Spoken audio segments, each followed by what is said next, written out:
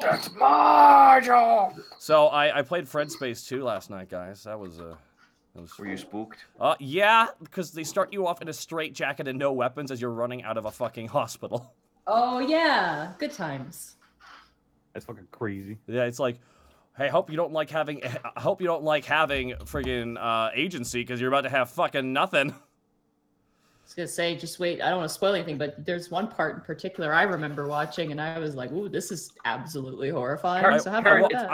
Kurt, it's a horror game. It's a horror game at the. It's the starting. It's the early stages of a horror game. There is no such thing as agency. It's true. Right, Shadow, thank you for the sub. But I'll be real with you guys. Zito, introduce yourself. Like, people don't know who you are. Like, fucking explain to them who you are. I guess you could say I am the Chris Zito. I do the streams on the TFS. I do the D&D tables on the TFS, and I also do my own streams at the twitch.tv/Zito. I do Bargain Barrel, which is we play indie games, shit that no one has ever seen before, or possibly has had let slip under their radar, and I bring it to light because, god damn it, y'all need to stop just reading mainstream news. Thursdays I do art stream. Sometimes I do Warhammer minis for shits and giggles. We draw. I have a dice roller for kobolds, and then I roll them up on stream, and then draw them, and then auction them off, so you too can have the character. And Sunday, don't tell nobody, but I'm working on a D&D project for Sundays.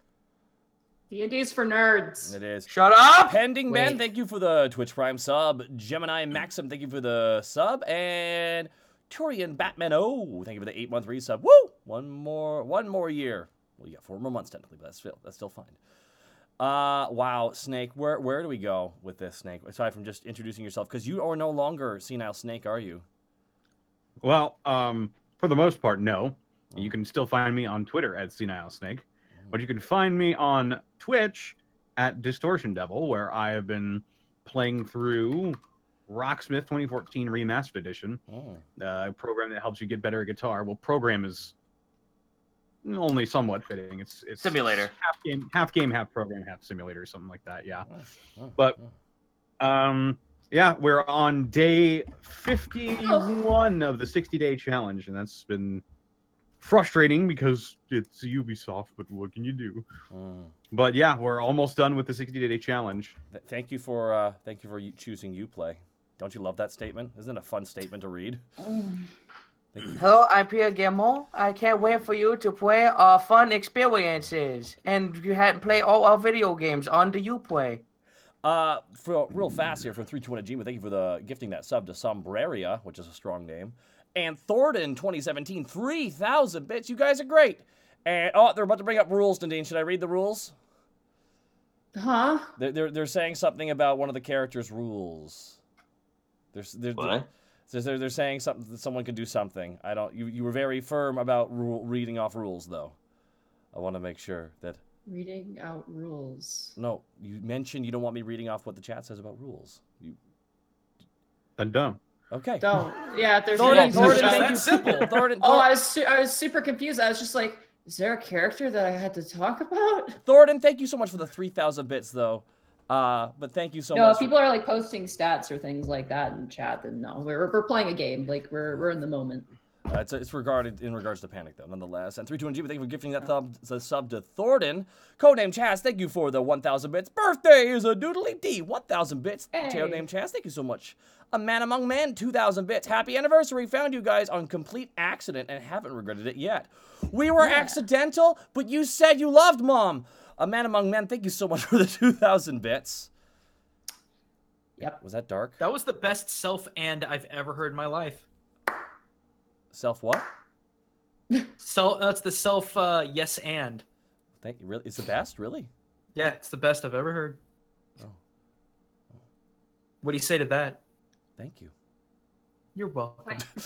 JP, the Proxy 95, thank you for the 6-month resub. 321 Gmail, thank you for gifting that sub to Colonel Cheru. PM Ghost, thank you for gifting that sub to A Man Among Men. Everyone's just buying a coffee right now for each other. And Knackle Polly, thank you so much for the 3-month resub. Abridged Pieman 21. First time bit drops a 1,200 bits. Thank you so much. Juan Dinner. Thank you for the 2,500 bits, Juan Dinner. It takes Juan to know Juan. There we go. It's my meme. I'm done. Probate, 1,000 bits. Here's my cover charge for the evening. Looking forward to some classic hijinks. No worries, Probate. If those who don't know, we got a fun-filled, sorry. We have ourselves a fun-filled Blood Bowl League. Probate will be teasing that in other streams, as well as tonight when he gets a chance. Thank you for the 1,000 bits. Thank you for giving that sub to Nick at Square. Holy, okay, I just use a sub call here. Holy Murdy, Commissar Cultist, Thorgrim, 321 Ajimo, Furious John. Thank you so much for the subs, guys. And Megafang, thank you for the 150 bits. And the Sonic Geek, thank you for 100 bits. Gaijin, where can they find you? You can find me here at Gaijin Goomba without an H. As is the joke. You can find me everywhere else as Gaijin Goomba with an H. I have a great name for you, though. Oh, you should please do. change your Twitch. I've never seen anyone with this name. You should change your name to Distortion Devil. What do you think?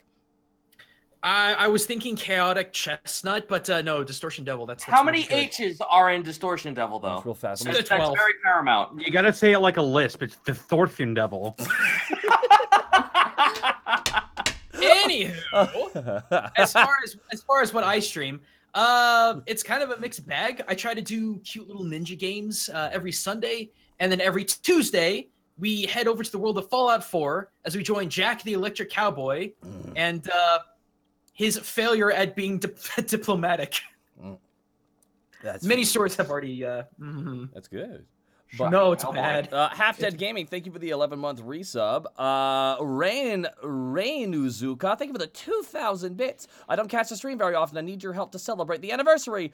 Strongbow, Cherry Blossom, or Red's Peach Apple. Strongbow, Cherry Blossom. Come on now. Strongbow. I guess it's Strongbow. Prowl, thank you for the 100 bits. Ranzuka, thank you for the Twitch Prime sub. Oh, my lord. Soulflame, thank you for the 100 bits. 321 Ajimo, thank you again for gifting that sub. Just some random Steve, thank you for the 1,600 bits. Happy birthday, Monty! Being here since the beginning, and I can say you guys and gals are my favorite D&D I listen to. And no, now I need sleep. See you on the archives. Bye, just some random Steve. Thank you for the 1,600 bits. Thank you. StuggyBomb5, thank you so much for the 1,000 bits. Oh my god. Take my... Sorry, Streamlabs just had a stroke. Take my money. Happy anniversary. Thank you so much, StuggyBomb5. And Glasserius with 6,000 bits. It's been a year. This calls for a bigger than usual for me. Drop party. Thank you so much. It's been a hell of a year, Glasserius, and thank you so much for being here for as long as you've been. Thornton, thank you so much for the 500 bits. That's fine. Still love you guys anyways. Vanitas, thank you. Oh my god. Okay. Oh, They're just happening, dude. They're just gonna keep Vanitas42, They're thank you not so much gonna for the 510 bits. Got a Sweet Dragon t-shirt to celebrate both that and the 1 year of Unexpectables. Can't wait for tonight's session. Me either. PM Ghost, thank you for gifting that sub. King Seagull, thank you for the 100 bits. Ivangu, thank you for the 100 bits. Troncon, thank you for the sub. PM Ghost, thank you for gifting that sub. Oh my fucking god.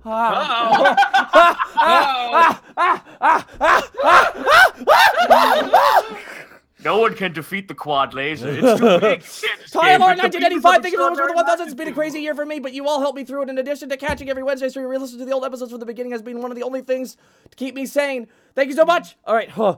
He could go all the way. Burninator 1130, thank you for the 500 bits. A few months ago, I still remember stumbling upon this campaign a few months ago. Fucking hell.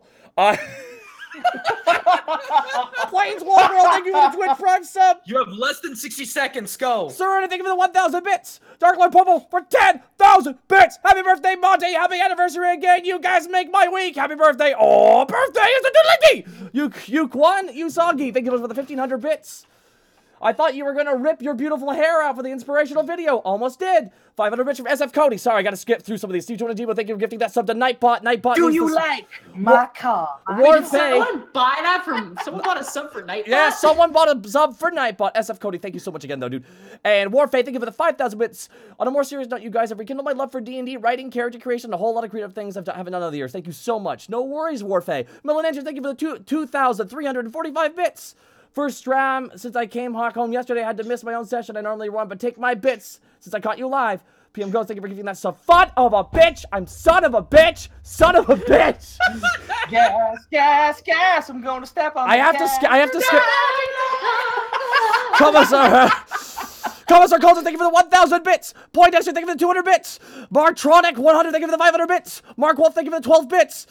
There's one Jimu, thank you for the gifting Martronic. Thunder King 8, thank you for the 500 bits. 9 p.m. Panos also, thank you for the 100 bits. E Dragodale, thank you for the 3,000 bits. It's time to get Orc, it's time to get Morky Raw. Chris Montana, thank you for the 5,550 bits. Thank you for the rest, thank you for the 510 bits. We're done. Drismatek, thank you. He said something about Gaijin. Well then. It was succinct. You ever seen a speed run of bit drops, motherfuckers? Gaijin, you introduced yourself, correct? Only briefly, but that's fine. Okay, you can find me at Monty Blue on Twitter. You can No, find me we're out at of Monty time. Blue on Twitch. We are out of time. I didn't get an introduction. It's fine. It's fine. We want to talk about my birthday, but it's fine. Okay, it's been your birthday. You get a couple minutes to talk about your birthday, Nadine. Come on. I was born. All right, let's go. I was there. Mom and Dad bought me a Lego boat so I wouldn't feel sad. You know, time? I was there. Oh, it's true. Mom and Dad got me a Lego boat, but half the boat was built already. I was like, I wanted to build the bottom. Alrighty. When last we left our heroes, Borky the Orc Barbarian, Task the Kobold Ranger, Greckles the Kenku Rogue, and Panic the Tiefling Bard, the party succeeded in apprehending and tearing down a terrorist threat to the city of Alavast and its people. Learning that the Eltmer Royalists had done dealings with devils, the party apprehended the vile cultish group, challenged its leaders, and coaxed out a crown devil that was making nest in the Eltmer's prominent leader. After battling tooth and nail against the beast, the party met up with the local guard, earned their rewards, enjoyed a stiff drink, and went to bed. Now awakening the next dawn, a new day awaits. Before we start, Nate, I want to say you said cult-ish. Were they just not in on it yet? Like, I might be into it. Like, I might. I'll sacrifice like an animal I don't like. I guess I'll drink this goat's blood, but you know. I'm not going to be into murdering this virgin. I'm really not into it, guys. Before you guys even wake up, as you guys are very comfortable in your beds, you have the nice warm quilts and bedding around you, soft and plush. The air around you is cold as the winter air kind of begins to creep in. You actually begin to hear what sounds like almost like a ringing cowbell, like a ringing parade bell outside, and it kind of jolts you all awake as you hear it loudly, and you can hear voices as you hear this voice kind of proceeding down the street. Can Borky slam open his window real fast? You do, yeah. You lift it up. What does Borky see? First of all, the moment you open up, you get just a rush of cold air, and you just immediately you shiver. You can feel your breath. You can see your breath on the wind, and you look down. You see a dwarf, a very short dwarf, wearing what appears to be almost like a tabard sort of robe set, and next to him is a very tall elf with actually no hair. Walking with a similar tabard with a different symbol. Bork, you can roll a knowledge religion. Okay, real fast. Knowledge religion. Excellent. My -1. That's a nat 20. Oh, 20! Oh, God.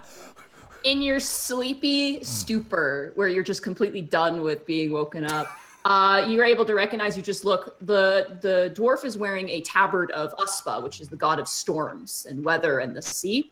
And the person standing next to him, walking next to him, the elf, is wearing a symbol which you don't really know about a whole lot, but you recognize for some of the libraries in town, which is the symbol of Nerazman, which is, from Willow, is the god of the arcane, essentially. Okay. The god of the magic. The rest of you guys, are you looking outside, or are you all just kind of like staying in bed?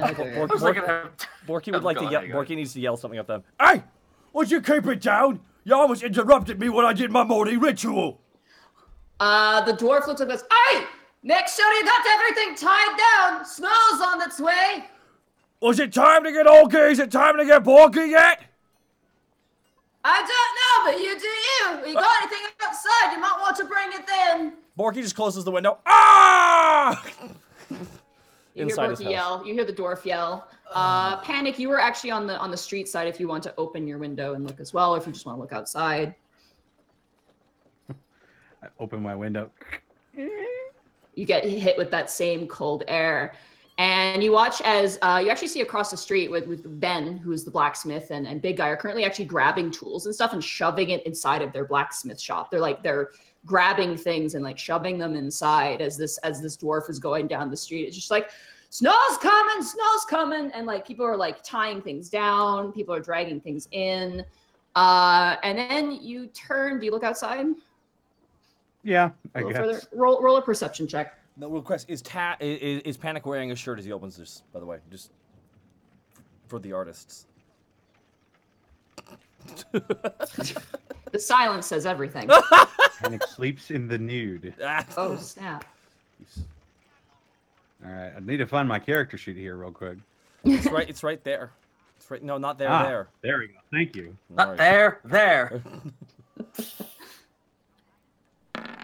That's 12. Okay, well, it's pretty obvious. You definitely pass. You kind of like lean your head out, and your hair just kind of get like cold behind your ears and your neck, and you're like, ugh. You lean out, and you see just blackness to the west, just a black cloud.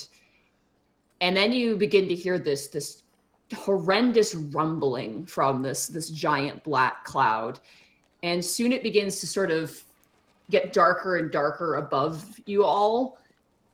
And then the dwarf, who at this point has kind of stopped around your place, runs beneath Ben's shop and goes, "Here it comes!" As all of a sudden the sky booms and drops 2 feet of snow, just bam, like a blanket. Jesus Christ! What? Borky falls out of his... Can Borky fall out the window? The Is there entire... like a panic-shaped hole where the snow should have fallen? Yeah, it you just get fell snow on him. all over your head. You're just like, blah, you kind of bring yourself back in. You get a nice, like, almost like dumping a bucket of cold water over your head. You get... it really brings a new meaning to don't like the weather. Wait a minute. God damn, what the heck?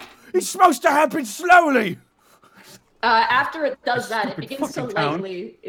lightly snow just a little bit. The Panic! entire building shook, by the way. It was like boom, and it just shook the entire thing. You could even hear like the glasses and the things on your guys' tables like smack together. In that case, Greckles is gonna just quickly get dressed and beeline it down to the main area to make sure everyone's okay. Okay. He's fucking town. Task fucking like wakes up, looks out the window, doesn't open it. Oh no, by now I've seen everything. Just Photoshop selects and whips back into bed. Borky says Greckles, Oh, sorry, go Greckles, you run downstairs. As you do, Willow's actually like blinking eyed, like tired. She's in like a nightgown. She's just like, "Is winter here?" 2 feet of it is here apparently. Oh, okay. And she closes the door. You go downstairs, and like Scarbles is currently like a cat is clinging to. You guys have like a crude chandelier. She's currently clinging to that like a cat. And she's like, Scarbles, I need you to get down.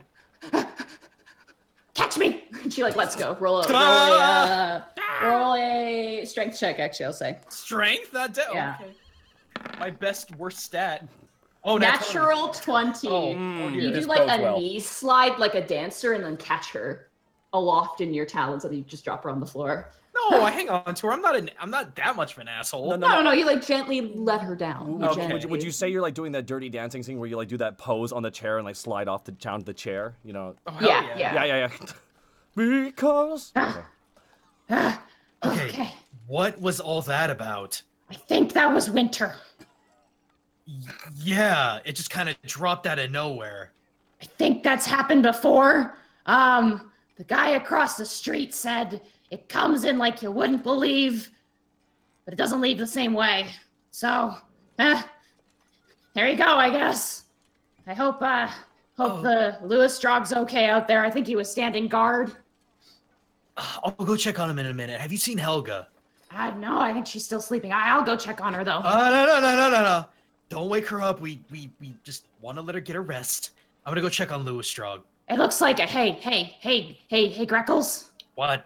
Good on you. Choose life. And like, just like. Wow. She, she walks over. She's actually gonna peek into Helga's room just to make sure she's not awake. Oh yeah, that's a 21 for Scarbles. Scarbles just gently opens the door, closes it, and goes, like gives you like the okay symbol, like, yeah, you don't want to go in there. And then she like runs into the employees' room. What's everybody else upstairs doing? Oh, I am drying off. Borky's head is stuck in a snowbank as the snow Did I pulled him outside. Did I get my cloak at this point? No, this has only been one day, so it's still being made at the moment. Oh, good. Just get back to bed. Okay, you just keep rolling up in bed.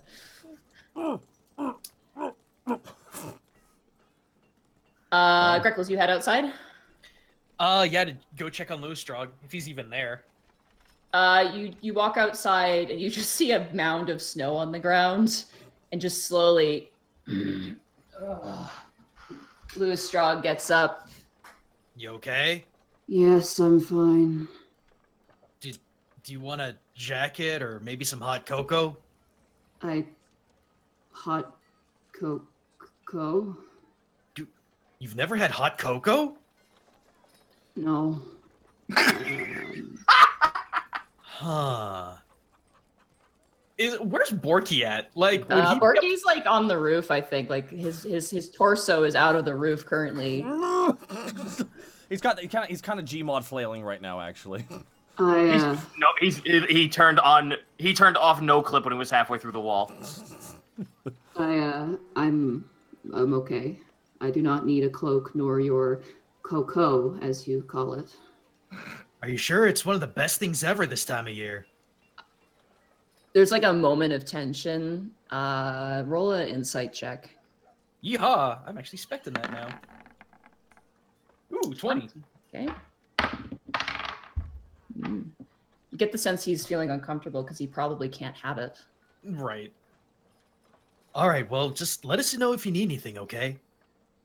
Yes, I will be your day guard and your night guard for the next few days. Vel is unwell, and Nerrigan had to leave on matters of the clergy. Are you going to be able to pull a 24-hour shift constantly? It's a moment of silence. Yes. All right. I guess I'll just head back. Unless there's something else worthwhile outside, I guess I'll head back in. I mean, it's 2 feet of snow. You do see across the way, Ben, the blacksmith, is currently laughing at Big Guy, who's just like, who got caught as he was trying to grab something. He's completely like covered in snow. Can I go yell at him real quick? Yeah, he's right there. You absolutely can. Hey, Ben. Yeah. Look, I know we're kind of new to Alavast, relatively speaking, but what in the nine hells just happened? Winter. And he like dusts off Big Guy, who's just like leaning down, getting cleaned off. Well, I mean, do we just have to shovel ourselves out the old-fashioned way? I mean, you're making light of a very odd situation, in my opinion. It's only odd if you think of it that way. You get used to it once the years go by. Greckles turns around and like pupils shrink, looking at the ground. It's only weird if you think about it. That's the only way to think about it. If you want, I can lend that girl you have working for you, Merle. I haven't talked to her, but I could lend her a shovel if you'd like. We got a spare. Greckles just kind of looks around, just completely dumbfounded by everything. All right. Sure thing. I'll have Big Guy bring it over later once we're done. Good neighbor. Awesome. Good neighbor. Good neighbor. Greckles just slowly walks back. You guys getting up, or you guys just staying in bed? Borky's still trapped. Now I'm confused. Did he get yanked from his window to the ground, or what happened? This is Dumpuso just slapped his head down into the snow, essentially. He got pulled out his window.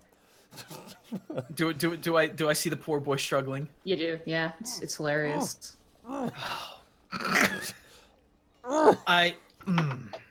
All right. I guess it's the only good thing to do. What do I need to do to pull him out? Roll an acrobatics to climb up to the second window, first of all. Don't we have people? This boy. Don't we have people coming over? You do, yeah. You managed to climb up fairly easily, and then roll a strength to get him out. Borky, actually do it with advantage. Borky's struggling. Here we go. Yeah, you managed to pop him out. You grab him by the hair and you just yank him out. Oh. You doing okay there, big guy? It's like I blinked, and it was winter. Jealousness? I, It's really weird if you think about it. Porky walks. Thanks, Crackles. wait, Porky. What? Ben on the other side is actually bringing us a shovel. Looks like we're gonna have to dig our way out. Yeah, it's fair. Oh, man, the whole city got trapped with all the snow. Oh my Yeah, god. I'm trying to. What about Husrod? He was in the sack. I get the feeling Hosrod's either. I get the feeling he's gonna be okay. He is cold blood after all, so he would, I guess. Oh be my dead at god, this him and point. Task are going to die. Task is gonna remember. Task has that weird fire in his belly, so I think he's gonna be fine. No, it's called anger. It's called anger in the belly. Okay. Well, Borky, you go check up on Task. I'm gonna go figure out where Panic is. Be careful and quiet going downstairs. Helga is still asleep. Okay, I'll just shortest path. Can Borky like angle down to Task's window? No, because you guys live in four separate rooms. We're on 4 separate rooms on the second floor. Yeah, so you are currently like you and yours and Grekel's rooms are across from each other, closest to the door to leave. Task's is across from Panic's to the furthest left side. Can Borky make his way over there then? Sure. Okay, do I have to roll? What do I roll for that? As Borky's carefully. Are you sneaking? No, Borky's booming on the roof like Santa Claus. You don't have to do anything. If you're on the roof though, you will want to make an acrobatics check if you're doing this from the roof. Okay, yes, Borky is doing this from the roof. And that is a 9. Okay, you slip and fall. And you slide down with a whole drift of snow, which hasn't fully stuck to the roof yet. Can I try to catch him? Sure. Roll a dexterity, just a straight dexterity check. Kurt, I need you to roll a dexterity saving throw. Oh, there we go. fuck! Hold on. I gotcha. I can't believe I've done this! That's a 10. All right, Greckles, I need you to roll a strength check for me, because you do grab him, but if you can actually yank him. No, 6. both of you fall off the roof. Ah! You crash into your courtyard. Task, you hear just like boom, boom, boom, as you're sleeping inside. Task sits up, shrugs, goes back to sleep. You guys both. Noisy. I hate this. You guys both fall into the courtyard. It's not a very big drop. Your guys' roof is fairly low. Oh fuck! I can't believe I've done this. You guys both take 3 points of falling damage. No! I wanted to flip in the air somehow and 3-point land and not take damage like magic. There's no true magic in Elevast. Well, It's true. As you fall down, you do notice that there's a new like little side building attached to the back of Willow's Tower. Actually, it's like a little stone. It looks like a nice stone shed. Hey, Borky, check that out. Real quick question: Is a bunch of snow fall on top of us now? No, you went with the snow. Okay. So you just fell. In fact, it kind of lightened your fall. Okay. Because you fell into like a snowdrift. All right. There's now a big like naked patch on the roof where Task's bedroom is. Can you turn Borky's head? Because Borky's still like just sitting all Yep. shocked. Just like basketball palms his head, lifts up. Borky, check that out. It's a building. No, Borky, there's more to the building. Oh, it's an extra building. Borky, Greckles turns Borky's head to him to face him face to face. Borky, I need you to pay attention. Listen, Okay, yeah. Willow was awake all night last night doing Yes. something, and Yeah. apparently this was it. Oh. Well, good thing she kept it down. Apparently. All right, let's. All right, 1 second. Borky makes a snowball and throws it at Task's window. Task! You need to roll a dexterity check to do that, or strength actually. Roll a strength check to hit his window with that. I swear to God, if this breaks my window. 16. No, it hits your window really loud and it like blasts. There's like wet snow stuck to your window now. Borky throws another one. 24. Yeah, you hit the window again. There's now another one. Borky, I think he gets it. You can ease up. Which one was that? Which one's Panic's room? It's on the other side, so you actually would have to go to right. like the city street to hit his. Right, it's on the other side because he's beside me. Yeah. All right, well, you stay out here and enjoy the snow. I'm gonna go see what everyone else is All right, up to. I'm gonna make a snow azimuth.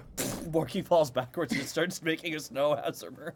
Okay, you start making a snow angel. When do you start getting frostbite, my dude? Because you're still like Borky's got a lot of thick meat. He sleeps in his pants. You will have to roll a Constitution saving throw eventually. Okay, he's doing a quick snow azimuth real fast, just a quick one. Yeah. Borky has the ability thick fat. Thick fat. Like a Pokemon. Exactly. All right. As you guys go to leave, the little shed actually opens. The door opens from the inside, and you actually see as Hammernar and Adric exit with like a bunch of tools kind of tossed over their shoulders, and like they're wearing aprons. And they kind of stop and look up at the sky, and they go, "Well, it's about time." Told you it was about time there, Hammernar. Oh, hello, bird and orc. There's the princess. Kind of laughs. Oh, how's it going there, guys? It's winter. It happened just like that. Yeah, it happens every year. It's what it is. Hamnar, is there any reason why it happens like this? Well, if you noticed, I'm sure there was a person ringing a bell and screaming that it's coming. Right. So there was a person probably in a tabard with the, Nerazman, god of the arcane. Right. Magic. Why though? What's the death toll every year? He just shrugs. He's just like, I don't know. Well, I'm curious. There's no way no one doesn't get hit by this. That is up to the Uspa temples to deal with, not me. I am supposed to make your guys' bathhouse and then go home. Oh, that's Borky. Perfect timing. Perfect. Perfect timing, right? Okay. For the first time ever, Greckles is gonna reach up for a high five. With Borky. Borky's still doing the snow azimuth, so Borky just kind of leans up real fast and then goes back down and finish it off. Is Panic here? They're all inside, although I'm not sure if they're awake. Well, it is cold. I don't blame them for staying in. But, It's gonna be nice having that bathhouse. yeah, I think it's good timing, too. Is there anything that you two are gonna need for this? We're done. We finished it. Oh, Yeah. excuse me then. Borky We were just doing the finishing touches, me and Adric. Borky does it. Adric kind of like hoists up his belt kind of proudly and crosses his arms. Well then, Greckles does a medium bow. Otsukare-sama. Of course. There's a women's side and there's a men's side. So, Greckles just kind of has a small gleam in his eye. Borky. You watch as the back door opens. Task looks at Borky, picks up a snowball, throws it at his head, and goes back inside. All right, roll a dexterity check for me for the snowball. His window? No, he went downstairs in his pajamas, just like looks at Borky, picks up snow, and throws it at him. Stop throwing snowballs! Let me find my character sheet. I'm sorry. I just can't get over the fact that Task wears pajamas. Right? Does he wear a onesie? I'm just curious if he wears a onesie of Tarisk. I hope so. No, but he just wears pants. It's just big old sweatpants. It's too late. No, it's too late. Everyone's gonna be drawing Task in like little striped pajamas now and a hat. No, little dragon pajamas. Let's see. Where's my spell at here? This is with advantage because technically he's prone at the moment doing his snow angel. 22. All right, yeah, 22. Forky, you get hit in the face with a snowball. You get a mouthful Stop of throwing snow at my window! Slams door. Okay, so Borky's now starting to I'll show you snow. Borky starts piling up. He starts rolling up snow like a giant ball. Just while Greckles keeps talking with Hammer. I'll show you a giant ball. I'll show you snow, Tarisk. I think it's so freaking great, Tarisk. Look at me, I got a bow and arrow. My rage. Panic, are you still in bed or are you coming down? Panic is coming down. A face full of snow doesn't really leave a lot more room left for sleep. No. So he's coming down. He's now wearing his old jacket. It's all tattered and shit because he doesn't have a shirt anymore either. So this is just all he's got. Oh. He just comes down, sits down, like buries his head in his hands. Ty Borpington comes out with a plate of what looks like some sort of like French toast. And he's like, oh, good morning, Panic. Here you go. You look starving and disappointed. And he slides a plate in front of you. Thank you. It looks like it looks like a French toast. It looks like very thickly cut delicious bread, which has been seared on either side with egg. There's a trail of what looks like honey, and then like light dusting powdered sugar. And next to it is a very light looking cup of coffee. It looks like it's got cream and things in it. So, and there's some strawberries on the side, which is weird because those are technically out of season. Thank you. No problem. I'm gonna go give well, actually, I'll just the rest of them are up. I'll just leave their food here. And he sets out 3 more plates. He goes, "All right, well, are you okay? You look sad." Don't want to talk about it. Okay, great. Just like back on the ship, all those tough sailors not wanting to talk about their feelings. It's great. It's fine. Just goes back to the kitchen. Mr. Borpington. Well, okay. Oh, hi, Task. Hello. Your breakfast is on the counter there for you. Thank you. If it's not too much trouble, please prep like some sort of like hors d'oeuvre or whatnot for guests. We're expecting people for interviews. Oh, I've got just the thing. And he just like scrambles back into the kitchen. Tax looks at his plate, sits next to Panic, and looks down. Why did someone throw up this egg all over this bread? What? No. Taz picks up the bread and just looks at it like, what the fuck is this? It's French toast. Technically Periton toast, but you know. It's Periton toast. Oh, good save. Keep it in universe. Finger crossbows. I guess Greckles would be walking at this point as well. All right. Hammernar and Adric follow you, and as they do. Can Borky follow in as well with a giant snow thing on his shoulder? Hey, Task, where are you? Borky. Look. I do a perception check to find Task. It's not very hard. He's sitting right there as you walk in through the door. Borky, he has a giant shoulder snow. Hey, Task! You're it! And Borky's going to throw Oh no! the giant snow Dexterity save, I guess. Yeah, dexterity save, and I need a strength check from Borky. 23. How 21! 21. You grab your plate, Task, and as Borky in slow motion lobs the snowball, you just jump off your stool. It crashes, knocks over your stool to the ground, and you land on the counter with your plate. Task just like sits down on the counter, starts eating his toast. I'm telling Helga. No, don't do that. Don't do that. Borky starts Smirk and slowly walks over to her door. Borky quickly gets on the ground and starts scooping it up as fast as he can. Roll for scoop. What do I roll for scoop? Dexterity check, and Task you on Helga's door. Dexterity check. 6! Fuck! 6!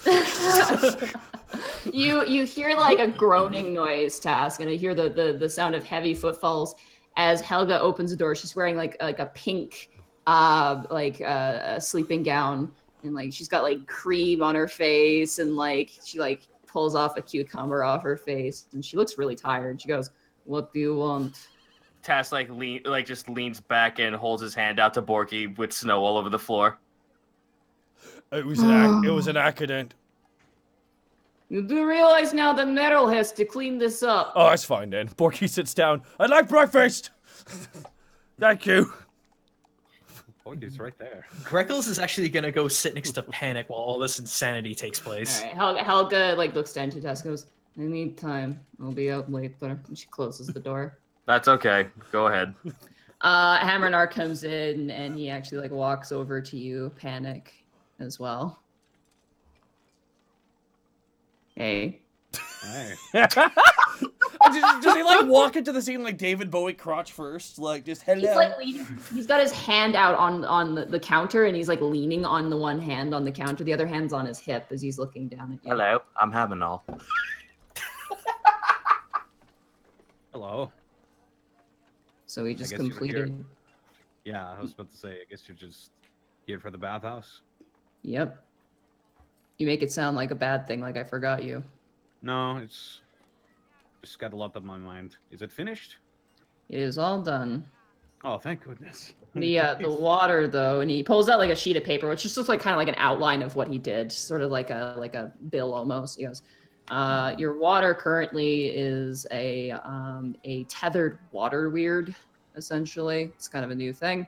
It keeps itself heated up and will defend it from people who are not allowed in the bathhouses to prevent people, going in the back. There's no lock, but you want it available to, all your employees, I can only guess.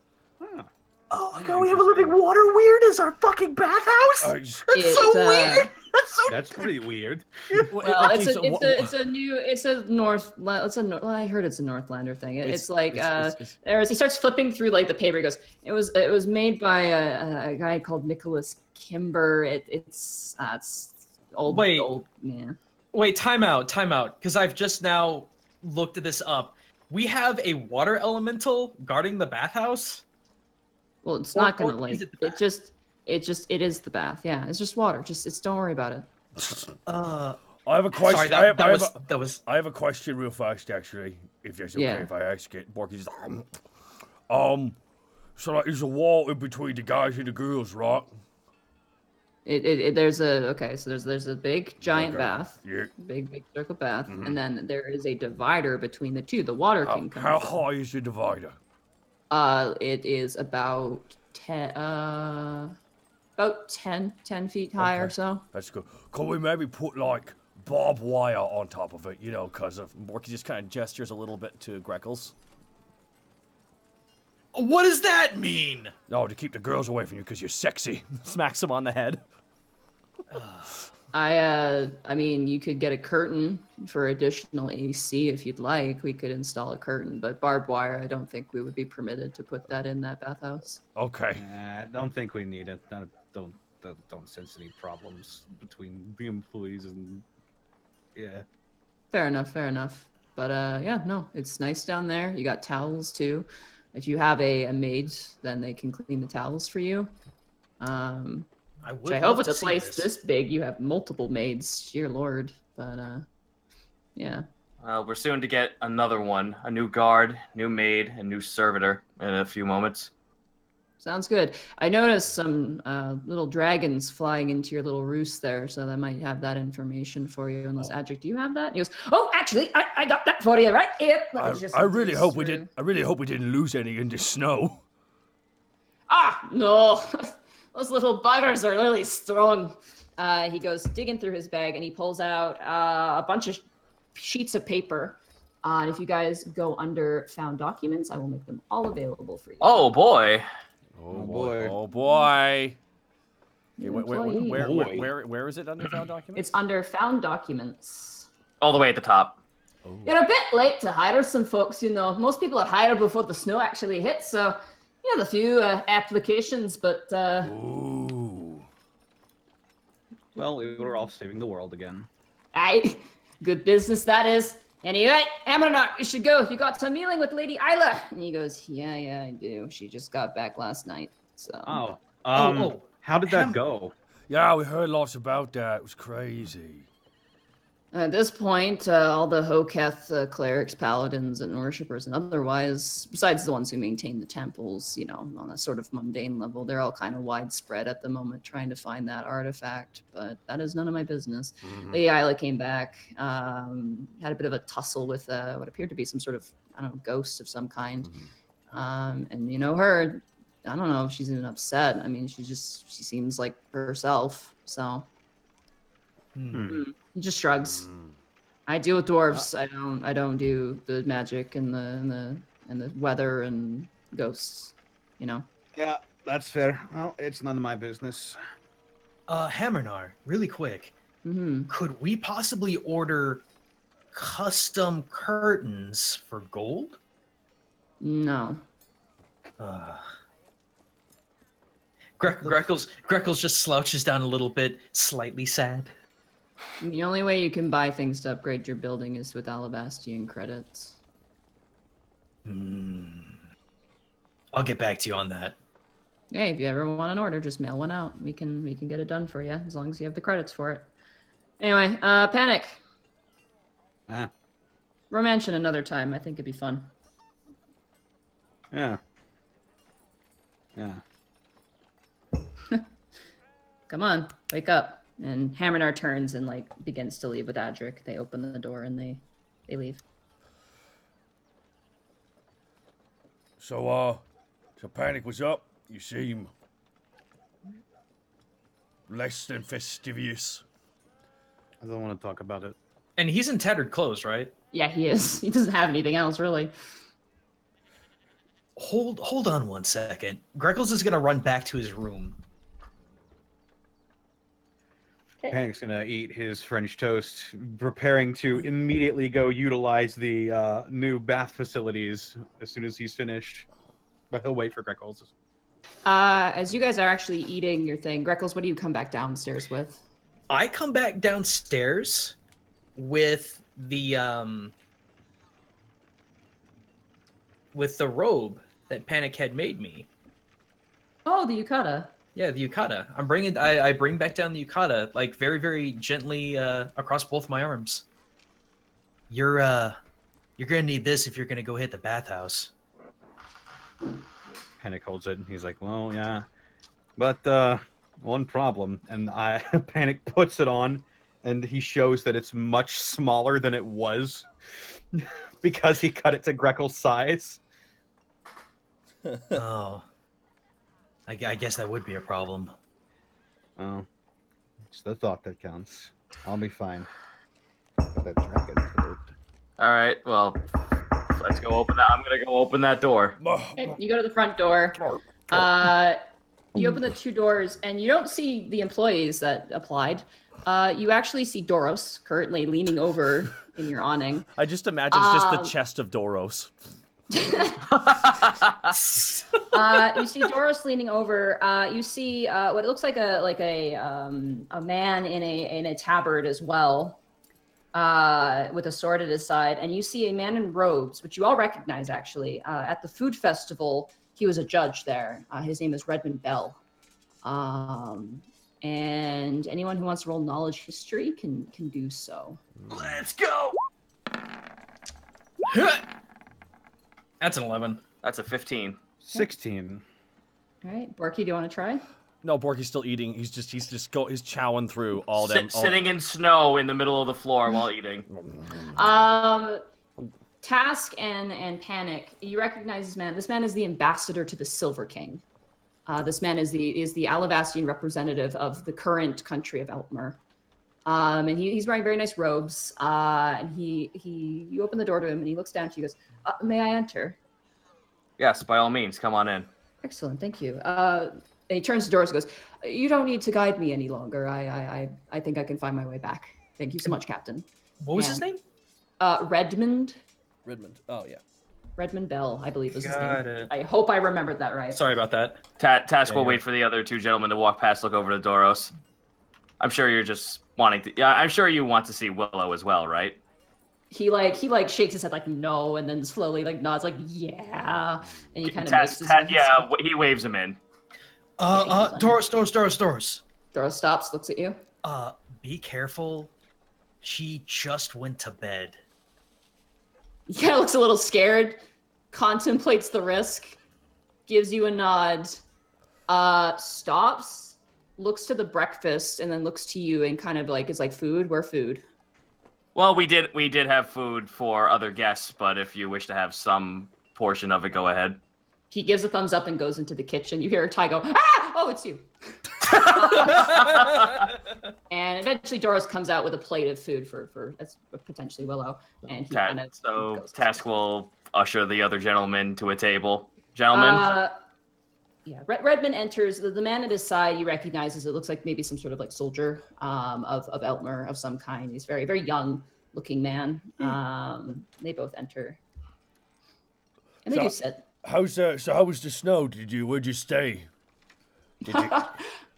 We stay in the upper districts, but it was rather surprising to say the least. I know, right? Did you fall off your roof too? No, but I am glad I didn't. Redmond Bell, and he extends a hand to all of you. Take his hand and I shake it. Same. It is Task.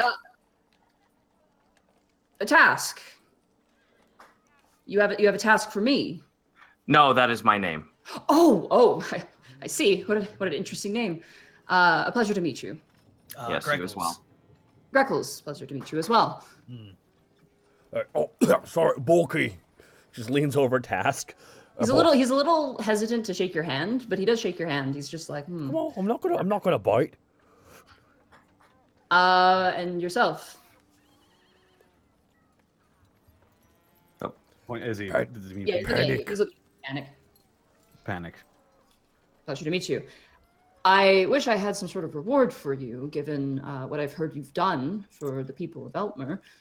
I was informed by the guard that you had apprehended and, in some cases, removed some unsavory types from our country, and for that I would like to give to you my most humble thanks. We very much appreciate keeping our people safe in hopes that they one day may return to their home country.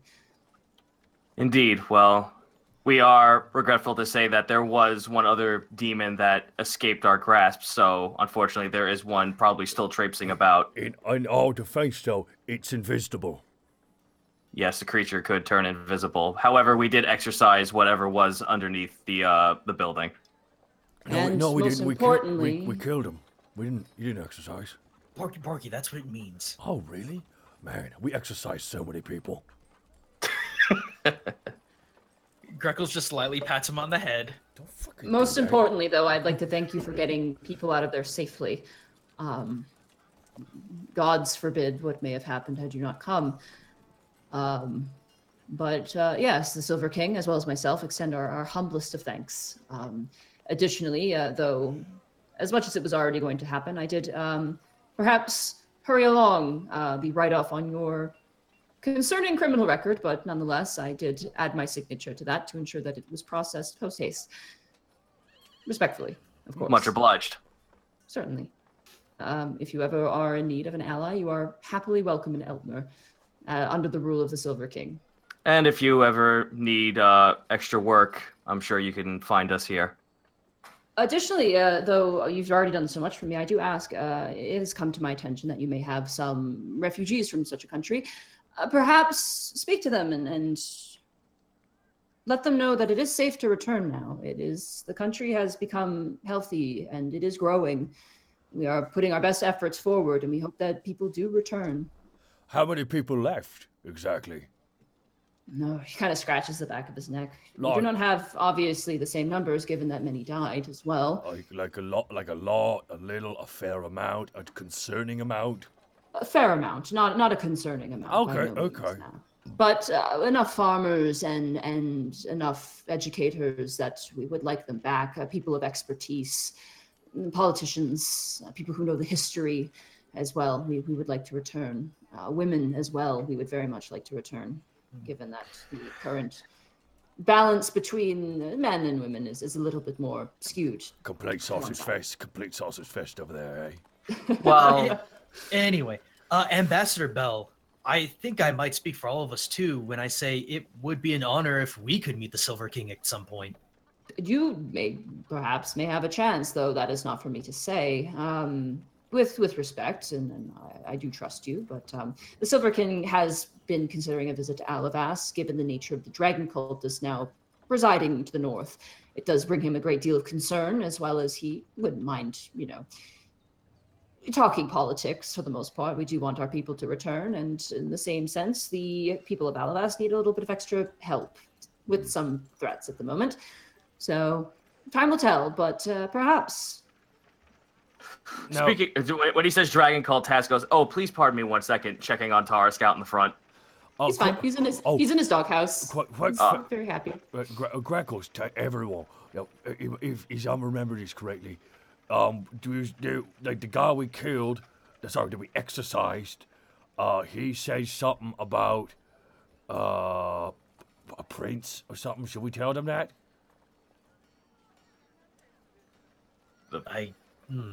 Task? Prince.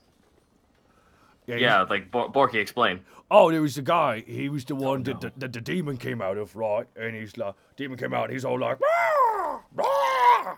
And we were like, got him. We got him good. And panic crawled on the wall. It was crazy. But then, like, the body it came out of was like, the prince will rise again. Something along those lines.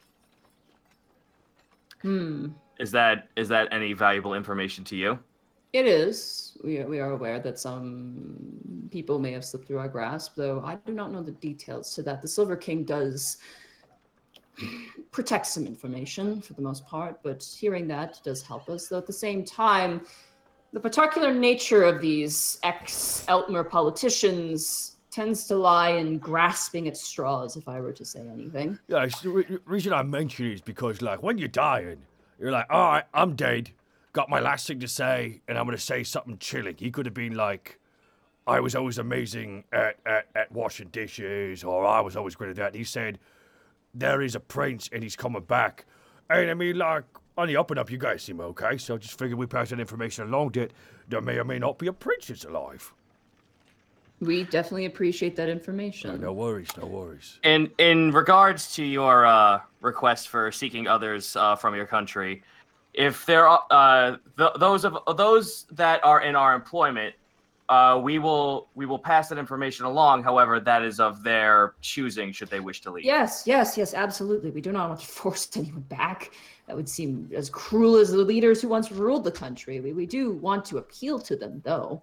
I can understand leaving a place that was terrible. You fear going back to something that is terrible. We simply want to have it known that is not so. Understandable. Indeed. But I do understand as well that many have made families here and will perhaps want to stay here. We have hopes that perhaps they may want to move with their families, but we cannot force that. Absolutely not. Well, hopefully in time, your land's founding will be in greater light. I hope so. I should take my leave. Enjoy your breakfast, and apologies. Do you want breakfast? Oh, I've already eaten. Thank you. Okay. It's just Type Open is the greatest cook on this goddamn planet. Well, the food that they serve in the upper districts is not half bad either. Okay. Thank you once again very much, and take care. You as well. And he nods, and the sort of knight at his side, you assume is a guard, he just kind of nods too, and they both exit out the door. And he stops. Rebin Bell kind of turns and looks over to the stained glass that Solly did. He kind of stops and he turns and goes, "That is quite beautiful." And he just kind of makes his way out. Yeah, it is. Grekel's just kind of whispers under his breath, just kind of tapping at the table, and half his face on his hand. Alrighty, let's get to employees now. Did you guys look through the employee applications? Oh, yeah. Sure did. Can't help but notice that Hal is a guard. An option. Yeah. All right, so who do we have here? Okay, so he's got a busy day ahead of us. We have to hire a new guard because, did, like, Nerrigan die, or what happened to him again? No, he went off with his clergy. Oh, he's taking time off. Oh, he only worked here for like 2 weeks. God damn. You're supposed to mention you need time off when you take the job. It's fine. He did, Forky. I gotta pay attention more. Just understatement of the year. Well, no, it's not. I just said it very loudly and clearly. In any case, we have only one made application, but we do also have 2 extra ones here for all applications. Though we are one short for getting a specific one for a server. Well, maybe we can get them another job. Oh, what if we had someone to just plow the snow? Because, like, that could happen again. And out of character, that falls under a maid. So. Oh, it does. Oh, it does. Yeah, it does. Yeah. It's just because, like, I mean, we didn't ask if that's a heavy snowfall or a light snowfall. Because if that's light, oh god, heavy snowfall is gonna kill at least like 20% of the population. Well, I feel we should put a little bit more effort into figuring out who we want as a guard first. Okay, so we got because I can't read. I'm sorry to admit that. Hala, female human monk. From the far east of Tash just looks at Borg and just like, we already know this, but I may as well just say it anyway because the boy can't read. Yeah. From the eastern isles of Orek, a formerly trained open palm monk with a mastery of acrobatics, Hala is an expert at hand-to-hand combat. Mm-hmm. While not the most menacing fighter, her skills are impressive. She is currently looking for work to make ends meet. Okay, that's the girl we fought. That's the monk who could like jump on like big poles and stuff, right? We're pretty much getting everyone who was at that fight pit in the Underdark just pretty much come here. No, it's not true. Salvador doesn't want to hang out with us because he thinks we suck, and he's other a patron. One, it's true. He hangs out here, but there's also the other guy, the one with the tattoo under his eye. All right. His name was Silence. Yeah. Silent. Yeah, his name was Silence. Yeah. Okay. Literally who? Okay. It's kind of been a year. All right. Yeah. So, who else we got? I'm going to get this wrong. I apologize. You're a Magister? Euromagister. He's You're a close. Magister. Okay, sorry. You're a Magister, a male lizard folk. What is that? Euromastic type of lizard. Oh, you're a mastic type of lizard. Okay. Sorcerer, weapon of choice, evocation magic from the sands of Ruba. You're a I'm sorry. Euromagister. You're a Magister. You're a Magister is an experienced sorcerer of fire magic and other arcane abilities, hoping to explore the new world. You're a Magister is looking for a winter position to act as a guard. Oh, okay. Task. And Greckles just runs a talon across sorcerer of fire magic. Is this a good idea to have in the tavern or around the tavern? As a guard, I don't see why not. We have enough capable fighters, but it would be kind of criminal of us to ignore someone who can use arcane. That's fair. That's fair. All right. So, who we got for the maid? Maid application, one known as Skinny, a female Sphinx tabaxi. Skinny is from the southern plateaus of the farmlands of Tricadia. Tricadia. She is hoping to find work while she waits for her husband, who is currently training at the Blacksmith Guild in Tricadia. She's hoping to maintain the job to support her husband and potentially future family. Oh, best of luck to her. Alrighty, and everyone else who's open. During that last reading, Panic's expression sort of shifts for the first time this morning. He doesn't look too good. Task is gonna roll insight. 11. Shit. Porky sees Task making a weird look, so Porky also makes a weird look. 4. You make it. He's looking at the wall. Sup, what are you looking at? Damn. Yeah. Damn it. Yeah, you But guys it's can't probably read on him. nothing. He's His just lip- Probably nothing. His lip just quivers a bit, and you think he's like gonna sneeze. You're like, sneeze, and he doesn't. You're like, oh. Oh, god damn it. Now I gotta sneeze too. Powerful for, Shit. and too powerful for sneezes. It's like yawning. Let's see. The other positions we have here for any other open position. Olim, a male orc fighter, weapon of choice, a boar spear. The bio, all it says here is needs work. Interesting. But, like, are we the kind of place that wants to have more orcs? Like what Wait. What? Porky. What? Porky. What? Are you racist? Okay. Greco. There's a lot of things I am. Beautiful, stunning, a complete catch. One thing I ain't is racist. And I'll have you know that's because I think all races are sexy. There you go. Well, Then what's your problem? Greckles, Now, in his defense, Greckles, it's probably a kinsman issue, just like with red scale kobold. Since we're of a warrior tribe, I'm sure it's the same with Borky. Who knows? That it's just a leery wariness. Also, his weapon's a boar spear. I mean, if we got to throw a boar out of the tavern, it makes sense. But otherwise, it's pretty superfluous. So Superfluous. So is this a clan's issue, Borky? We'll find out. Greckles raises an eyebrow. We'll find out when he gets here now, won't we? The last one we have on here is a woman named Alice, a female human, survivor of the dragon's attack, is looking for any work. Someone probably from the 10 town who literally just got into the city. Well, let's have a look. See at it. Okay. Are there any you want to eliminate as potential hires? Well, I mean, Skinny's a definite, so it's not necessary. So, Are you sure? I think we can wait. do you guys want to wait until the middle of winter to find a new maid? There's a lot of snow outside. You seem to be very unsure about this maid. Penny, for your thoughts? Just think we could find more options, you know? That's not what this paperwork says. It's like the only unless you want this Olam orc guy to be the maid, which would be funny. That would be quite hilarious. You said That is an anyone. option. That would be pretty funny, and it is also pretty unexpected. We would have Alice though. We don't know. Maybe she's an orc too. Wait, no, she's It human. says she's a human. Oh. Al. Oh, you say orcs aren't capable of lying? You're racist now. That's what it is. No, I think maybe Alice and Olin would probably make for good maids. Or at least a good laugh. I was bringing everyone, just interview them. If we're nice enough to apply, we should bring them in, right? Yes, that actually is what I would prefer. Okay, let's do it then. Everyone interview?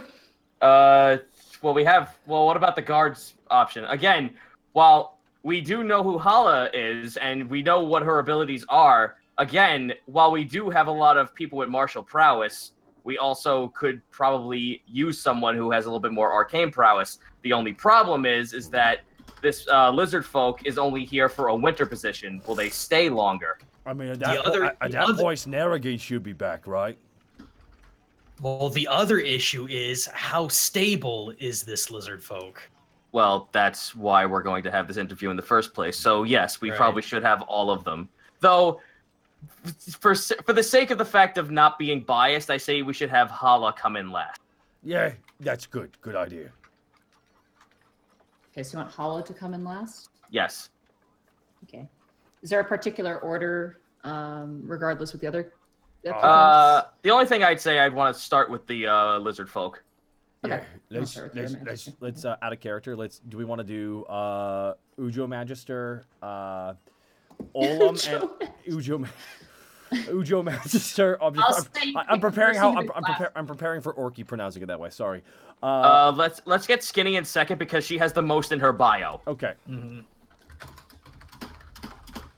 Then Olam, and then Alice, and then finally Hala. Alrighty. That sounds like a good list. Sorry. Should we? Well, before that, should we go try out? You guys get snacks from Ty Borpington. Yeah. What kind of snacks do we get? They're like really, really light, like tea cookies almost. They're like handmade. They got like chocolate drizzle on them, as well as other like one is like stuffed with like kind of jams and things like that, and it's warm inside. And you guys get cups of what appears to be some sort of some sort of weird drink. It's some sort of tea, milky kind of tea. It's quite good. Warms you right in. You guys set up in the courtyard last time. With it being covered in snow, you guys set up in the middle of the tavern as it's not open yet. So Right. yeah. All right. So the first person to show up is your Magister. He shows up. He's wearing the same robes that you remember him wearing in the pit. And he walks in. He's got this big staff, this gnarled black wooden staff. And he comes in kind of just normal. He's not really like puffing his chest. He's not really like lurching over. He just kind of enters. Hello. Good morning. Please have a seat. Certainly. And he sits down. He kind of like drifts his tail, which you realize now is huge. It's a big, almost club-like tail. He kind of like pushes it to the side. Oh, geez. Mm. So you are here for the call of being a guardsman. Yes, for the winter. Very well. Tell me, we don't have much magical prowess here in terms of guardsmanship. Please explain your magic to us. I mostly focus on the fire magic of my home country. Occasionally I can do other things, such as make things float, and I can also do this. And he kind of waves a hand, and you watch as a napkin on your guys' table kind of lifts up and then drops. Oh my god. Fuck is amazed. Did you do that to 2 napkins? He does it again. He lifts up 2 napkins and they drop. Jesus, it's doubled. Borky, and I mage hand a napkin. Half of us can do that. Why didn't you tell me? Orky, for real. And then Greckle's mage hands and Get the fuck out of here! What the shit is happening right now? It seems as though I have some competition. Oh, heavens. Well, do you guys have a question before I continue? I have a very important question. Your Magister, you specialize in fire magic, but obviously this is a very cramped city. What sort of limitations do you put on yourself when engaging in combat so you don't fan the flames, so to speak? That is a joke. I like that. I use spells that are single target only to avoid hitting anyone innocent. Are you capable of taking care of any potential mistakes in that regard? You seem like people who appreciate honesty. Besides standard affair, not particularly. I am not a master of water magic. I understand. Well, I guess to be fair, it is winter time, so the likelihood of a mass fire is fairly unlikely. For the Yeah. most part, and with the temperature so cold, I doubt the flames I could stoke up could even survive in such choking winds. Tell us. You said here on your bio that you want to explore this new world. While your stay here at the Sweet Dragon is temporary, what are your aspirations in the city? My aspirations are to learn of the magic of this new world. There are new spells and new items being discovered, as well as reliquaries from lands where they don't belong. It's true. There's a lot of magic. Like all of a sudden, like this, the snap. It's winter. 2 feet. Like just lots of snow. Just. Are you okay? This- Did you avoid it? I was quite okay. I was inside. This phenomenon is almost mirrors that of Ruba's. Ruba is a land of strange wild magics, to Does which it- I does it- am connected to. Does it drop like 2 feet of fire? No, but we have sandstorms that can swallow villages whole. Oh, that's just as bad. That's crazy. That's awesome, though. You gotta Out of feed. character. You gotta feed your sandstorms, otherwise you just get hungry and eat anything. Oh, trust me, my friend, they feed themselves. Big boys. Alrighty. Well, I'm fairly impressed, I- and I'm. I have a question. Where was the last place you were employed? I believe I was in that fight pit that you made me fight a catman That- in. That's it. That's who he is, Task. I know he was someone. Oh my I god. have done some past work with the Adventurers Board. I believe there was a boggle invasion once upon a time. I did assist in dispatching such creatures, similar to some sand imps I remember in my homeland. What? Speaking of in your homeland, what is the common fauna that you had to defend yourself from in those lands? Fauna. Flora and fauna, like any creature that you fought. Animals. Yeah, animals, plants, creatures. Mostly the humans. Occasionally the worms that tunnel through the earth. When I was a child, there was one that could swallow entire cities. That's crazy. Additionally, fire elementals, to say the least. I'm sure it makes sense with my practitioner. Fire being a threatening force, but a controllable one at the very least. Can you communicate with fire elementals? I can, yes, I speak their language. What did they say? Interesting. Many things. I thought they might have some spicy dialogue. Just lean over. I just lean over to Greckles. Like, I think this guy's pretty okay. There's one thing I wanted to do though, if you guys can help me out. Hey, Borky. Yeah. Grab a couple of those empty barrels over there. There's something I need to test. Okay. Borky just puts 2 barrels under each arm. I hope you don't mind. I assume my friend here wants to test one of your feats. Are you okay with this? Certainly, but I will refrain from using fire at respect to your earlier concerns. Okay. Well, Thank no. you. This is rather a test of that. Let's go outside for a minute. Are you sure? It's rather cold. If you're going to be guarding our home during the winter, it might be Fair worth enough. the test. Fair enough. Okay, Borky walks sideways through the door. It won't take long. Don't worry about it. Certainly. All right, so you just wanted to hit the. I want to put 3 barrels out there, each of them 3 feet apart from each other. Okay, Borky. And then I'm going to ask him to hit only one without any without any side damage hitting the other barrels. Okay. Let's see what he can do. Yeah, he'll do that. Do you have 3 barrels there? 3 barrels. Okay. Somewhere between 3 to 5 feet apart. All right. Let me find this spell here. If he's going to wield fire magic, I want to make sure that he actually can zero in on one target. Very well. A test of skill then. That's a natural 20. Duh. That's a hit. And that's a hit. You watch as he kind of swirls his hands around, and even in this cold climate, in fact, you guys kind of get a little bit sweaty under the neck. He spins his hand around and casts out 3 beams of sunlight, each that smash each barrel perfectly in the center, and they all explode. He rolled nothing beneath a 15. That wasn't the test though. The test was for him to hit one target, not all of them. Oh, well, he didn't know that, so he just hit them all. You didn't tell him that, unfortunately. I thought that was I didn't know we had to do that. You explained it. You explained it to us. You didn't explain it to him. The barrels sizzle, but they don't catch flame. They seem to be just fairly damaged. Are they how precise are the hits?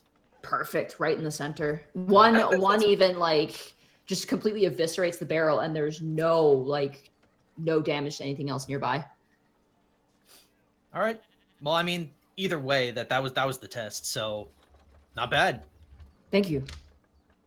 Well, I am rather impressed. How about the lot of you? Looks to Borky and Paddock. I think we could use someone like him. It's pretty good.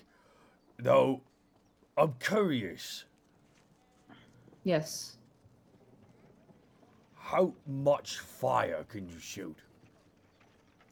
At maximum. At maximum. I know you see. I'm just curious. What level is he? I gotta double check his level. 1 second. Where is your level? I believe you're level 3. Sorry, I didn't mean to derail us there. Just curious. No. Oh yeah, no. He leveled up too. So, okay. He looks to you. He smiles. This big, wide kind of lizard smile. He goes, "I know enough fire spells that I could kill probably all of us instantly, right here, right now." Oh, see, that's impressive. And he hasn't yet. That's restraint. That's restraint. That is respect as well as knowing what and what not to do. I will say this, though, in that same sort of thought. I am one born of wild magic, which is why I've come here. That being said, in some cases in which I cast my spells, sometimes a random effect may occur. Such effects have the potential to be dangerous, and in that sense, I wish to be truthful. But you came here seeking a way that you might be able to quell or somehow bend that to your will. Hopefully, but at the same time, this is also why I don't wish to stay for too long to avoid such disasters. Okay. What sort of anomalies have come from your magic? A few. One, I had a cloud appear around me and my companions while fighting. Another one, I had a unicorn pop out of nowhere. Whoa. Okay. Yes, Nate. Can I do an Arcana check to see what kinds of things can come out of wild magic? Absolutely. I will say the save on this would be really high since you are not one. It's wild. It's like magic, but wild. 14. Okay, 14. They range from anywhere to super beneficial to weird and wacky to devastating. You don't know exactly, like, you've only heard secondhand about like wild magic sorcerers. You don't know the full capacity of the actual wild element to their magic. Okay, that's all right. Okay. Well, thank you so much for coming in. It's been very nice meeting you, Mr. Ujo Magister. Euro Magister. Yeah, Euro Magister. You could just call me Magister or Euro if you wish. Magic Man. Very well. Magic lizard folk, sir. He nods here. Well, Is there anything that we can give you for the road? I'm perfectly comfortable. I'm quite warmed up, I'd say. I do have one question, though, before we do end this. Yes. Say you were to take this job, and say you were to finish your obligations throughout winter. Would Alavas not entice you enough to stay any longer, or would you actually wish to move on? I would wish to move on and travel the unexplored lands. A city is explored enough, in my opinion. Very well. I followed a lead to the underbelly, and my time there is done, and soon my time here will be done once the snow melts. Very well. Okay. All right. Well, my questions have been answered. Thank you very much for your time. He bows his head politely, and he kind of flips up the hood, and he takes his staff, and he begins to walk back through the snow, kind of leading around the building, and out of sight. That was fun. That's fun. Okay, so who's next? Alrighty. Next would be Miss Skinny. All right. Sweet to You guys- Kate. You guys go back inside. Ty walks out with a teapot. He refills your drinks. Gives you guys some more cookies. And he's got a plate and 2 teacups, and he like waddles upstairs to probably where Willow's at. I just imagine the pitter patter of like. Yeah, more or less. And then eventually you see in this sort of interesting coat, this pink naked Catwoman. Not naked as in she's not wearing clothes, but She's a just, sphinx. she's a sphinx cat. Yeah.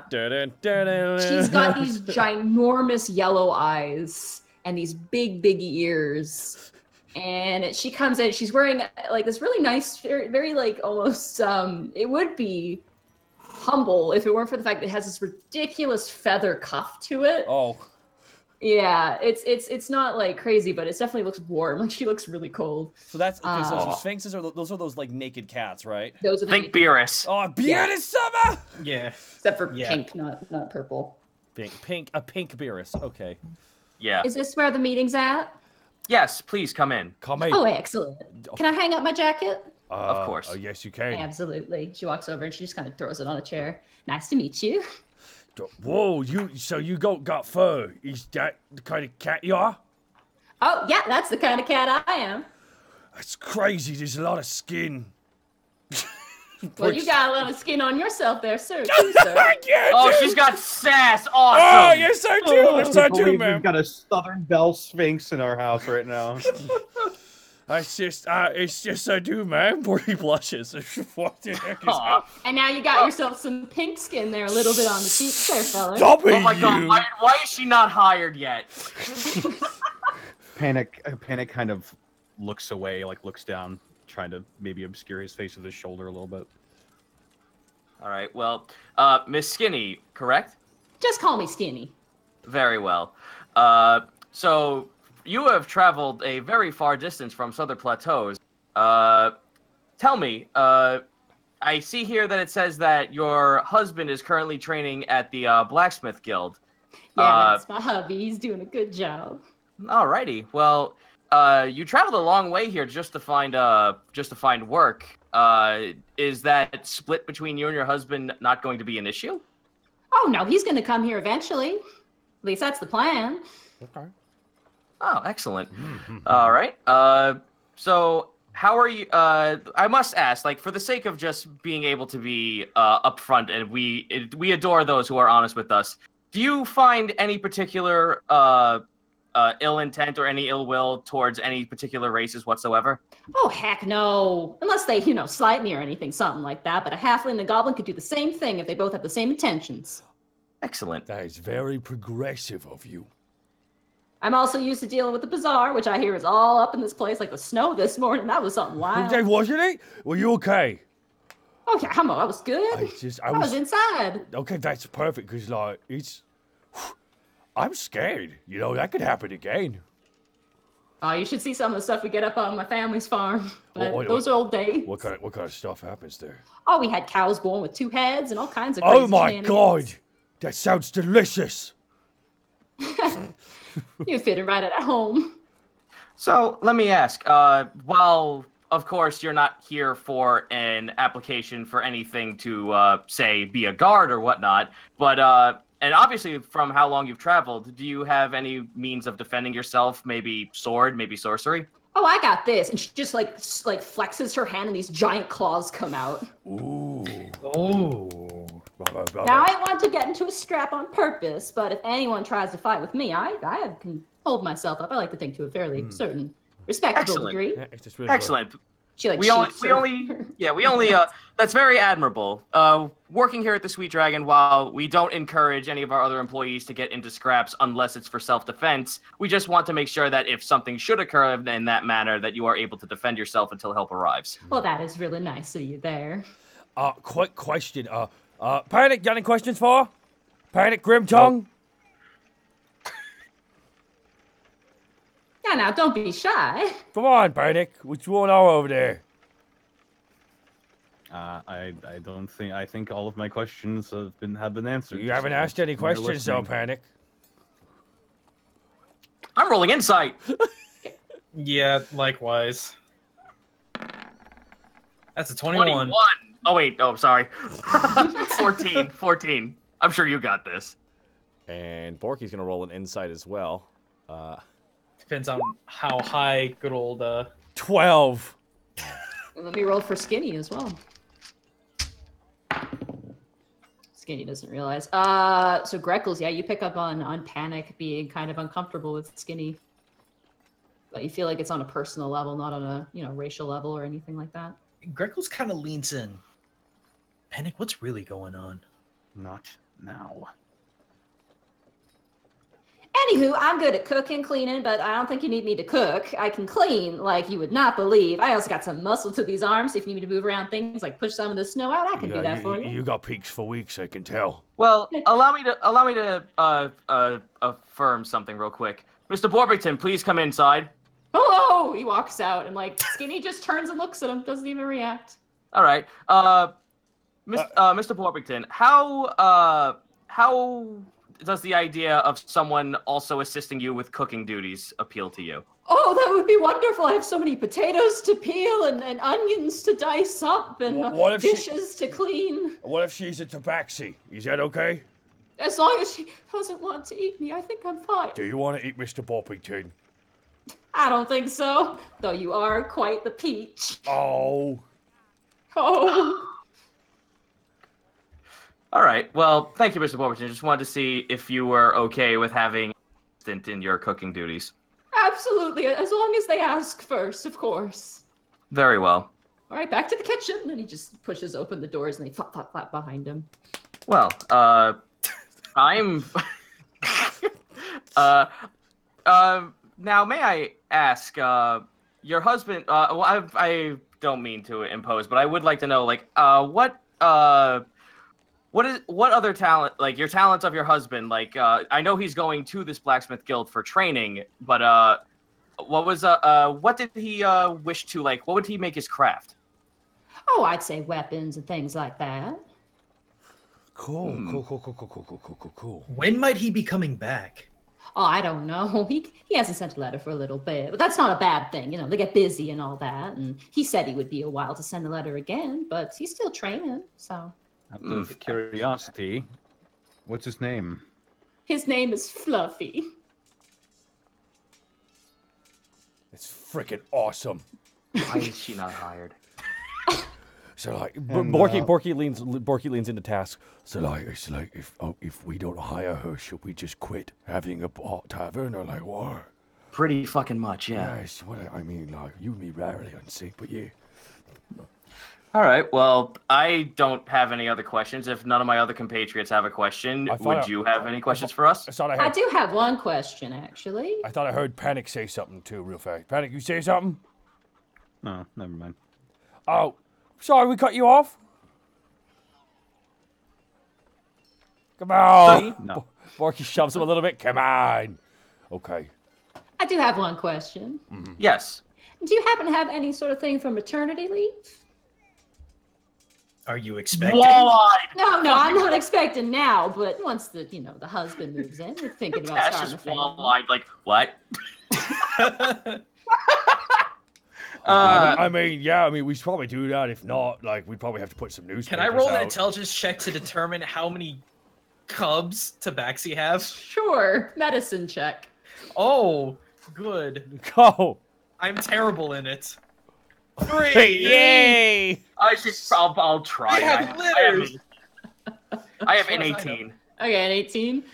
Greckles, as you imagine, you your eyes kind of glaze over and you imagine the tavern covered in the thousands and thousands of tabaxi kittens destroying things, knocking. He imagines Scarbles just picking one up and going into the mouse hole. Yeah. Just casually grabbing it casually like the guy grabs his arm on fucking Saving Private Ryan. Yeah. just takes it and walks away. As you have that vision, Greckles, Task, that they have usually one child. They're not like the actual animal of a cat. They tend to have one child at a time, naturally. Well, you being here, you working here, you would have your own lodgings. So if I understand that if taking care of a smaller one of your kin is a very large resource and a very large time consume, I assume that as long as you tell us of when you're expecting, that we would relieve you of your duties for some time. Oh yeah, obviously I tell you that. I'm sure you'd notice. But also, honey, smallest one of your kin, that's adorable. But yeah, no, absolutely. I just, I asked that, perhaps that if I need some time away to raise a little one, I'd get it. And you won't Yes, be I bitter do about not. it. No, of course not. I do not feel that would be of concern so long as we are told ahead of time. Well, excellent. That's my only concern then. All right. Well, I have no more questions, and I believe I feel our interview is finished here.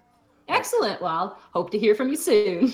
Take care and keep bundled. And she grabs her jacket and she throws it over herself, kind of fabulously. Bye. Like she's a simple lady, but she loves, the sort of attire essentially, and she kind of makes her way out. Stay hydrated. All right. As the door closes, Tash just looks to Borky. Hired. Hired. It's fucking you hired. Panic. What was all that about?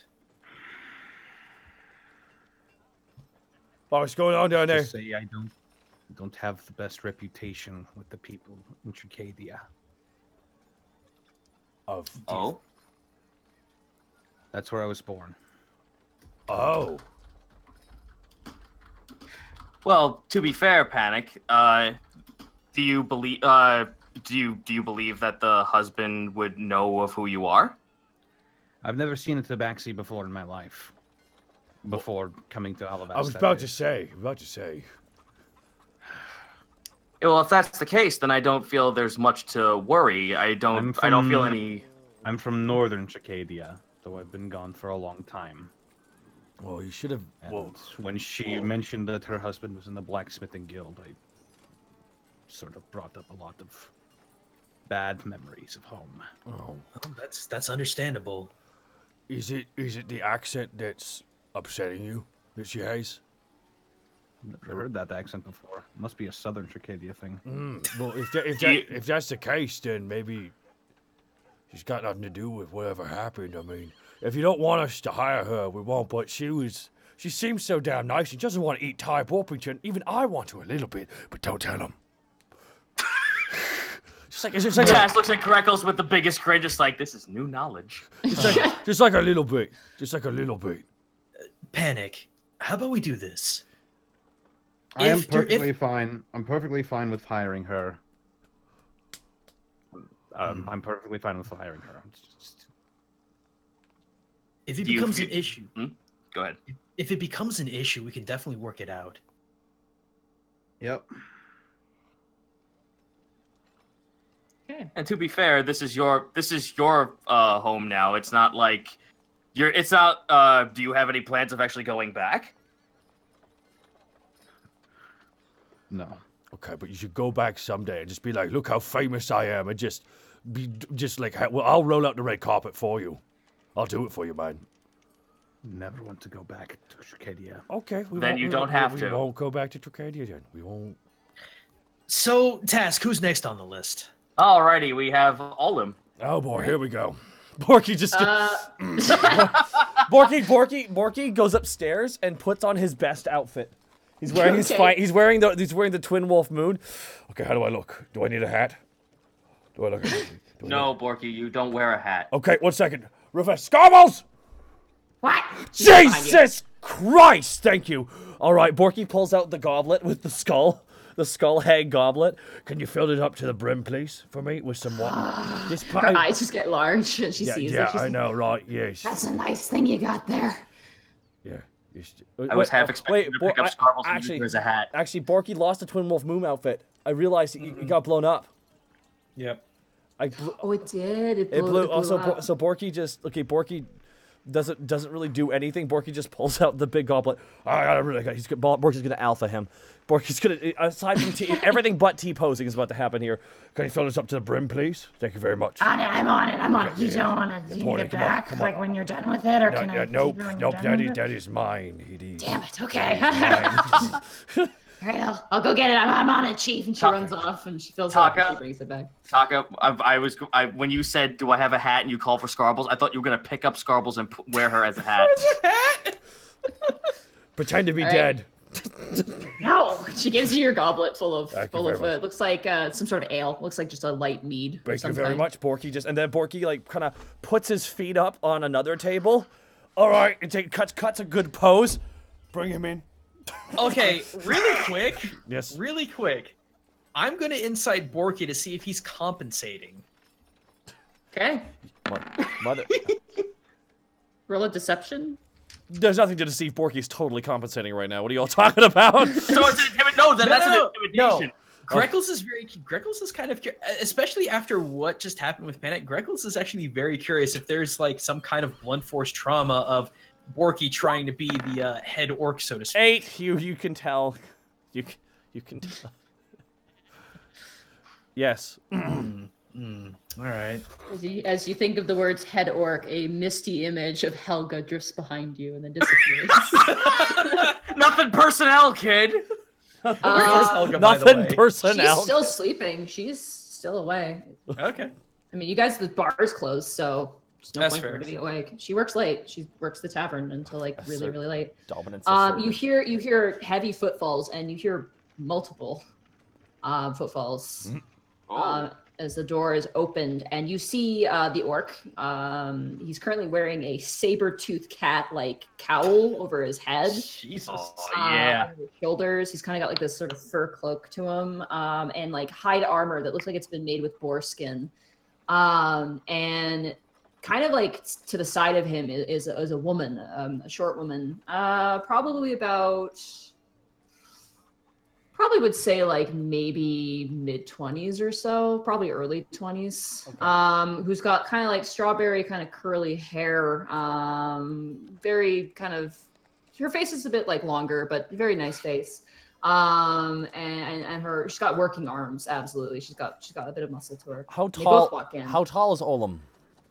Olam is probably he's hunched over a bit, and hunched over, he's probably about 6'5" or so. So about the same height. So about the same height as Borky. What is his color? He's gray, actually, and you've never seen a gray orc before. Borky's sipping. When you see their faces, they kind of got like a hardened, like not like a cruel look to them, but they look like they've been through a lot. Okay. As they walk through. The woman in particular looks like pretty like quiet, like kind of arms crossed in front of her, fingers. She's an orc too, yes? No, she's human. Oh, okay. This is a human. Can I tell if he's a full orc or not? Honestly, yeah, you can tell he's full orc. He's full orc. He is a full orc. Yeah, gray his full. tusks. He's got significant tusks to him. So, and he's got a very just a mean looking face. Like Doros has a very scary looking face, like very just like neutral, but his face is kind of just mean looking. He's got a few scars and whitened scars here and there, but nothing gratuitous like Tiango. And he walks in, he kind of like coaxes the woman forward too, and he goes, "Oh, Alice." Oh. Yes. Oh, you're both here at the same of the same. I thought we were only doing one at a time. That problem. No.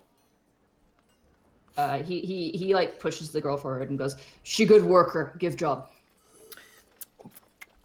But is she though?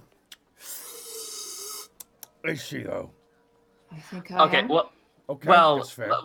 first off, let's just get back on the right foot here. Please have a seat and tell us about yourselves.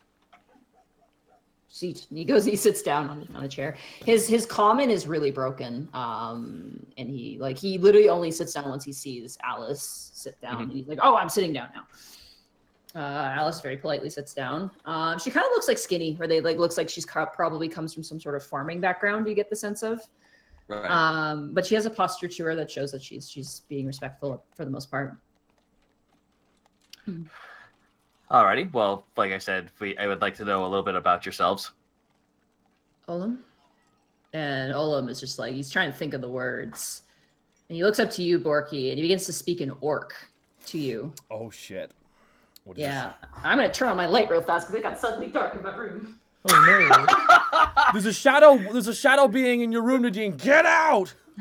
I'm going to subtly cast comprehend languages. Okay, roll a sleight of hand check for me.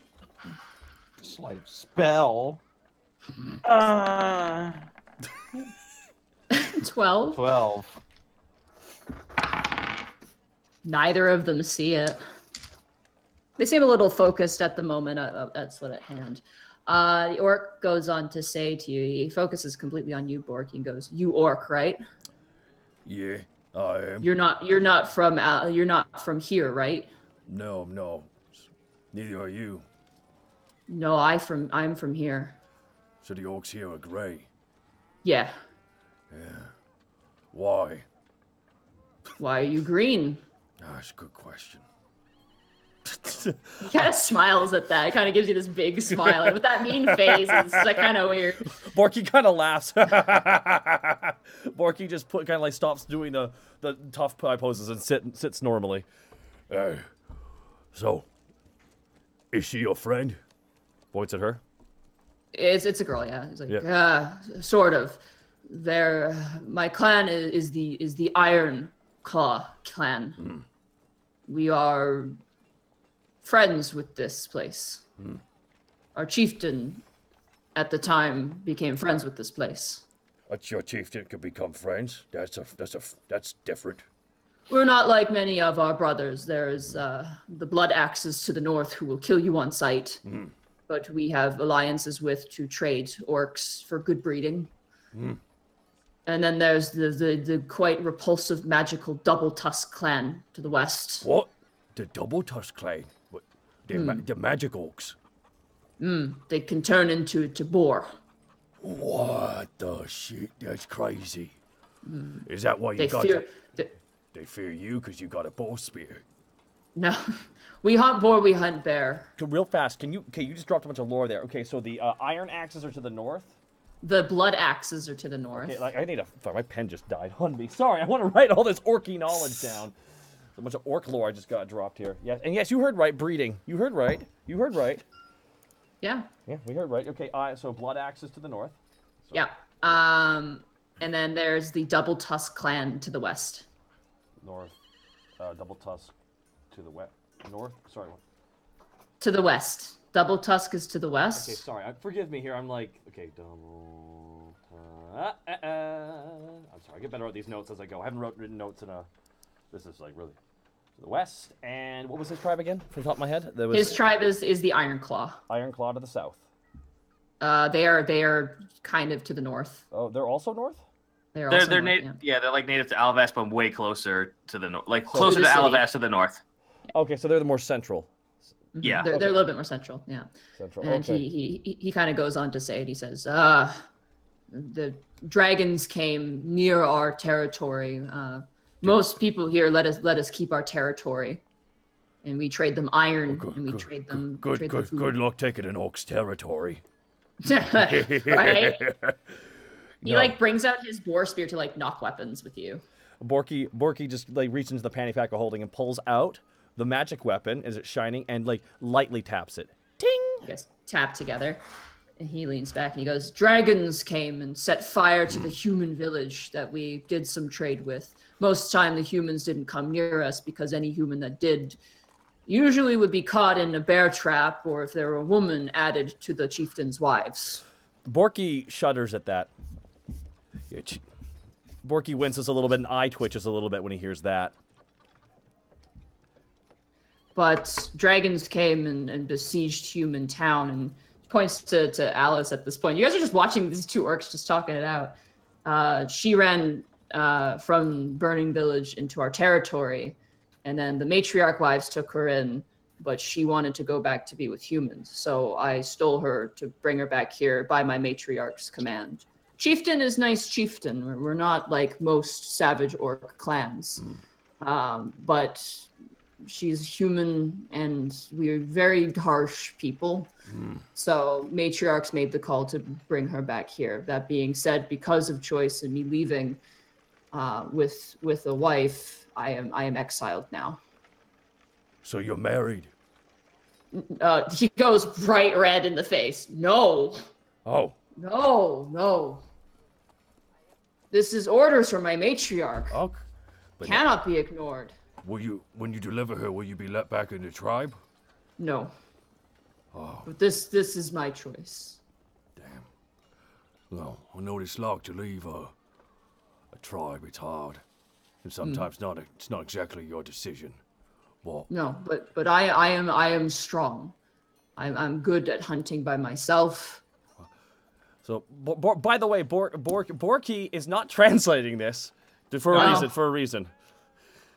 But Panic understands it. Panic, you're understanding what's going on.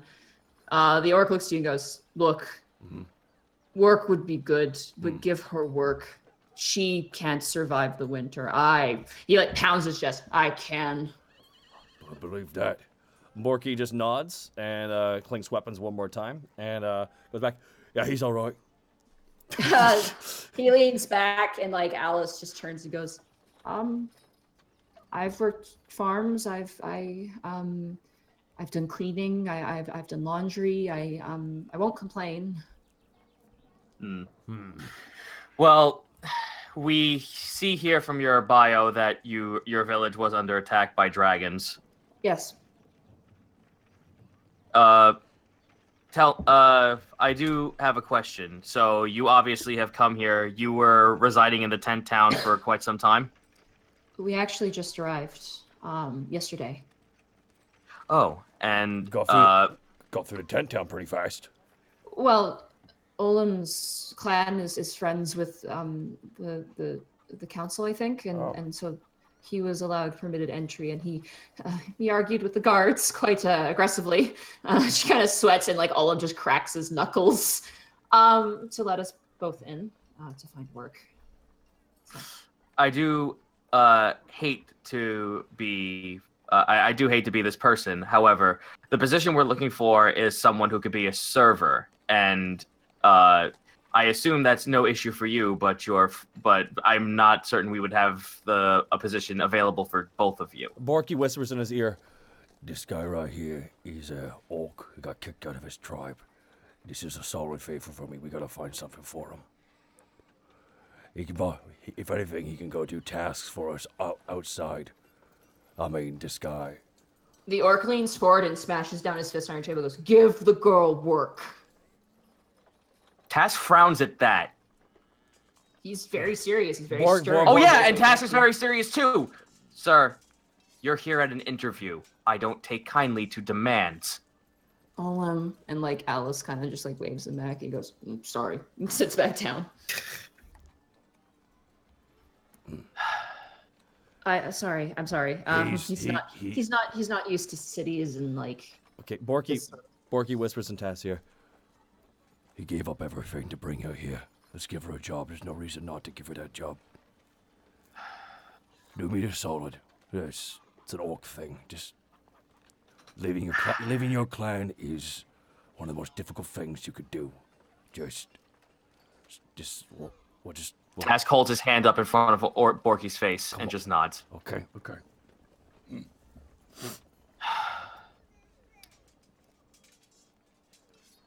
I think there might be a way that we can facilitate both of you. They both look to each other and then look back to you. Barring any disobedience that would come of this, will you play nice if you were to take a guard position? He kind of like narrows his eyes, like some of the words kind of making sense and other ones. Borky says in Orcish, Stand by to pretty much make sure no one enters. Get people out of here who suck. Let people in who are great. He nods. Yeah. He's back. You have already lost my interest with insubordination, which is something I don't like. However, I am willing to let that slide. If you are to be obedient and understand our rules, I will grant you clemency to be a guardsman here. Borky actually whispers into his ear one more time. Not a guardsman. If you want fresh meat consistently, this guy's a hunter. Borky nods.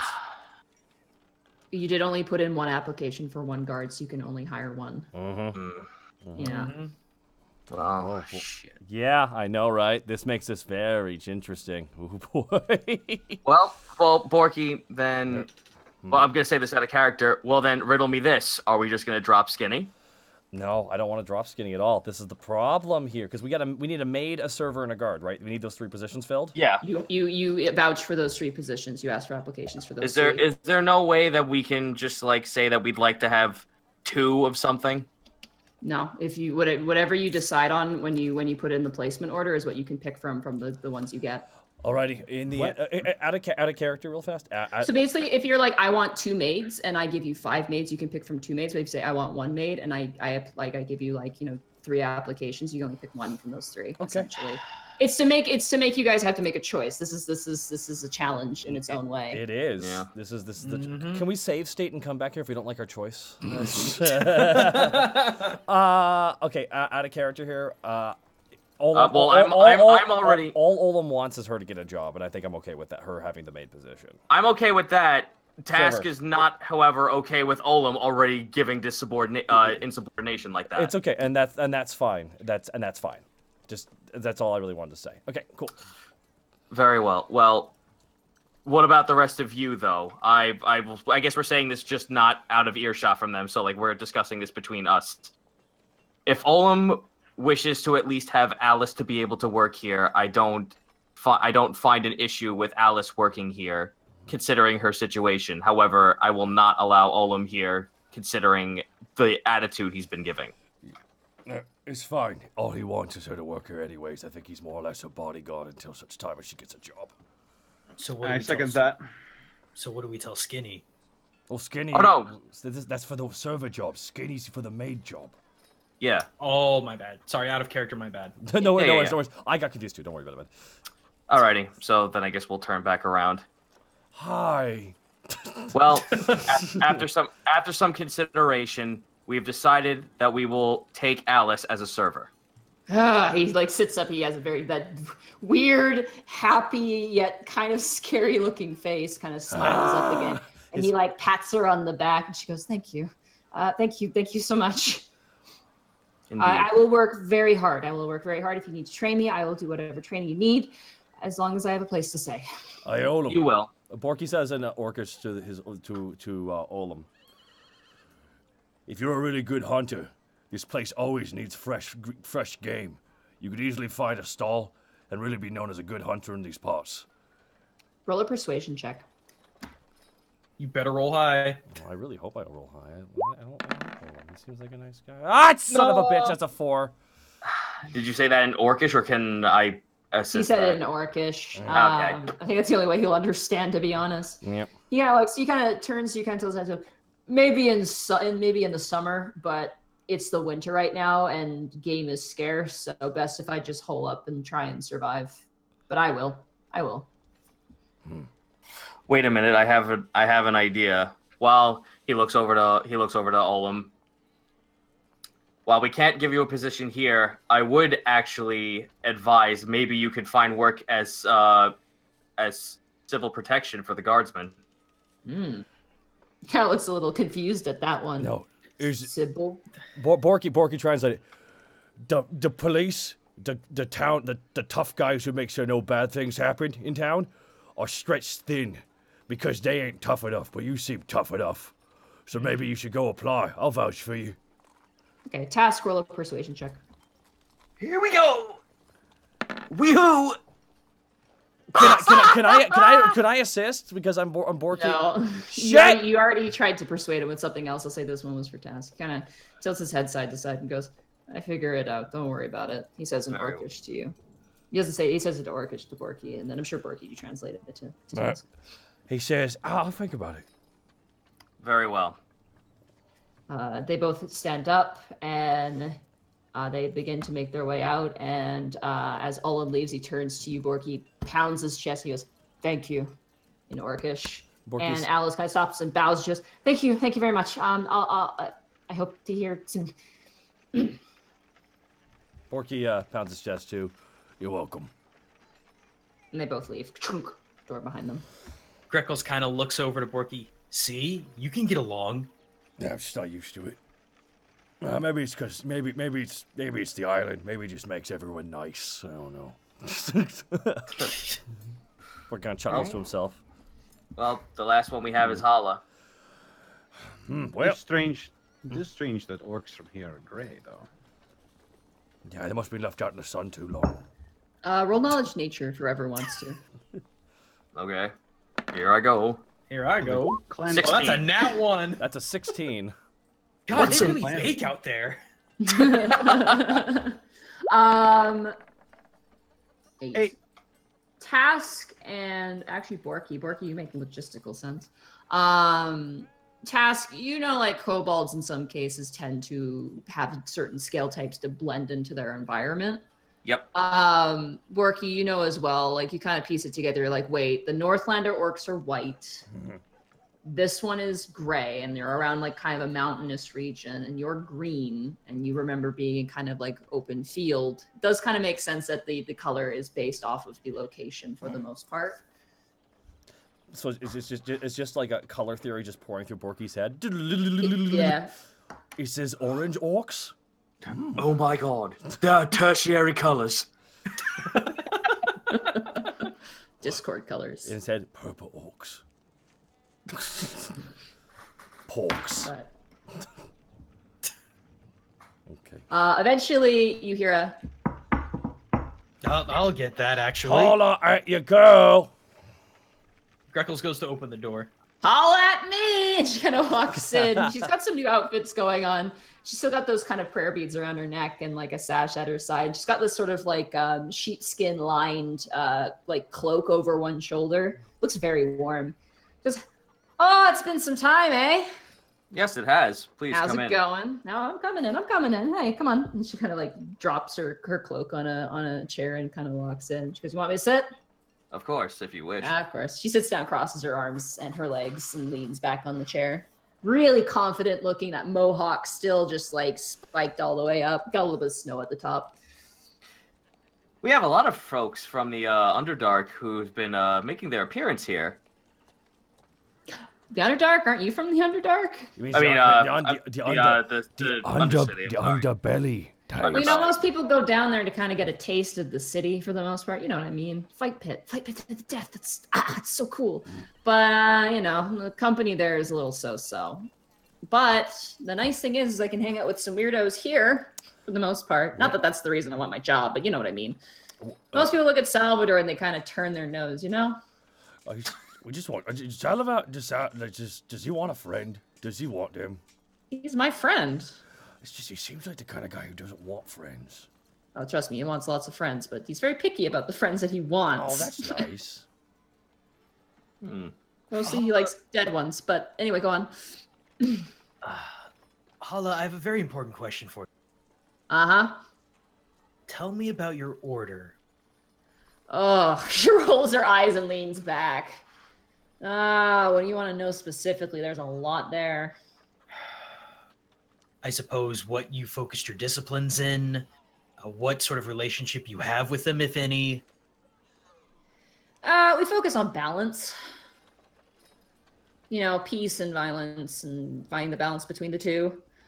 I left my order. It was very monotonous, to say the least. It was training. It was good. You improved yourself, but there's more than life to just pushing, like punching, and I want to punch real things, Like, I don't want to just punch the people I know. Hala, I like you, but you sound very undisciplined, and I want you to change my mind. Oh, I'm pretty disciplined. If it comes to fighting, I'm disciplined. I don't just start fights on the street at your place. I know better than that. Greckles is looking very skeptical. What? You can roll an insight check on her if you want. All right, I shall. 18. She's not lying. But you get the sense that she probably would take it elsewhere, if that were the case. Well, let's say for a hypothetical situation that you like beyond just wanting to better yourself in martial combat, what else would you want to do since you're in your time here in Alavast? Well, you saw me street perform. It was Do you feel that? It was very I'm nice. sorry. It was very nice, by the way. Thanks. Yeah, no worries. She gives you a wink. Do you I know I'm like not making a fair argument for our establishment, but I would like to ask you, have you never considered employment or some kind of talent in working for the entertainment district? No, I like doing it by myself. I don't want to get too big, you know? I want to show the appeal of it. And if people want to go seek out my order, they can. Too big. That's so interesting. Sorry, out of character. So you What? so oh What? You know what I mean? Like I don't want to make some big production about it, but you know, as much as the order got boring for me, it was important to me, and I want people to maybe find it for themselves. you wish to spread your order while remaining modest. Kind of. Or at the very least, I want to spread it without, you know, needing a warrant from the clergy district, because it's not a religion, it's like a practice. So what else have you been doing in the middle of from the time we last saw you up till now? What have you been doing with your time? Well, last time I saw you, I dealt with the ghost, and she shudders. That was an experience. Thank goodness Salvador was there. I mean, I've been doing on-off missions. I've been hunting gargoyles, actually, if you can believe it. Where? In the city. There's Do you remember goblins. when, do you remember when the statues came to life? Yeah, Porky, I remember it a little bit. we fought the biggest one, Porky. But there's more still? Apparently, and so there's a search warrant on them. So that's what I've been up to, is kind of just roaming around the streets looking for statues that are well, moving when they shouldn't be. I just want to vouch, I've not been punching random statues in the streets. And she points to you, Task, as she says that, just saying no property damage. I guarantee you. All right. Well, I'm flesh out of questions. What about you guys? Give me a moment. Do you have any outstanding ties to the underbelly? No. Besides fighting you guys, that was about it. Okay. You fought really I mean, good, I too. heard from Vel that if I stuck around, I'd have to fight the big red guy, and I'm up for a challenge, but I hear that usually doesn't end well. And as much as, you know, I like the fight, living is kind of on the agenda. Well, I can assure you that we're on neutral terms with the Big Red Menace, so that will not be much of a issue to worry about. Oh, I don't know. He has no issues with me, so I'm not worried about it. I just, the guy down there, Stan, he was like signing people up for fights. He signed up Vel for a fight with him, and Vel just out of there, and I was next on the list, so I left too. That was about it. That was all for the relationship. It was all through Stan. Who names their guy Stan?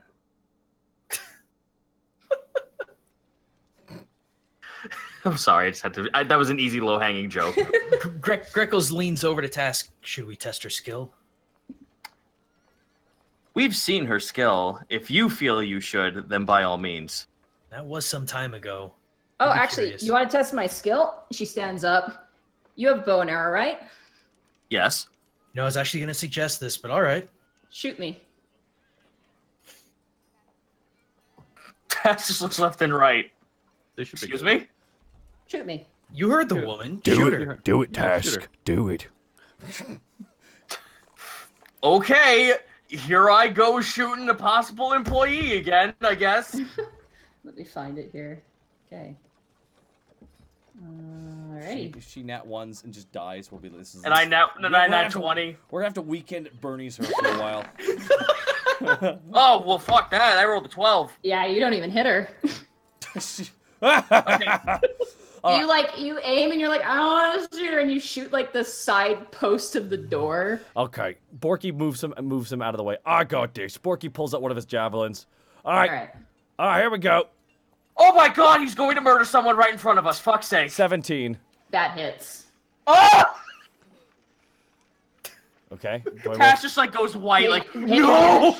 Hit your damage there. No, it's a mechanic. 7. Okay. Oh, that should be. Oh yeah, easily. You huck the javelin. You watch in slow motion as she brings up the bottom palm of her hand, and as the weapon slides, it slides over her palm, and she pushes the weapon over, pushes it with her other hand, basically re-deflects it, and has it shoot right at your feet. Wow, that was crazy. Tass like puts his bow down and just like nods his head to her. I apologize, I hesitated. That's okay. Not every day, someone asks you to shoot you intentionally. I gotta say, I am impressed that you retain so much of your orders practice. Hey, I'm still practicing. I'm just not punching wooden posts anymore. I'm punching real people. Practicing my own way. What's your spiritual objective? You talk a lot about punching, but even I know a little bit more about what your kind of order does. This is gonna be kind of lame, but I want to beat my brother in hand-to-hand combat to take over the order. Oh, your brother runs the order. Yep. Whoa, wait. Okay, so that's why you're here, to try and hone your skills? In a different way to him, yeah. No, okay. Oh, But why overthrow your brother, if that's an all right question to ask? That's what siblings do. yeah. Borky's just pointing out, yes. Taz just shrugs, go. I could see that. Oh, forgive me, I wouldn't know. I don't have any further questions, gentlemen. I have no further questions as well. All right, well, I hope to hear from you soon. Alrighty.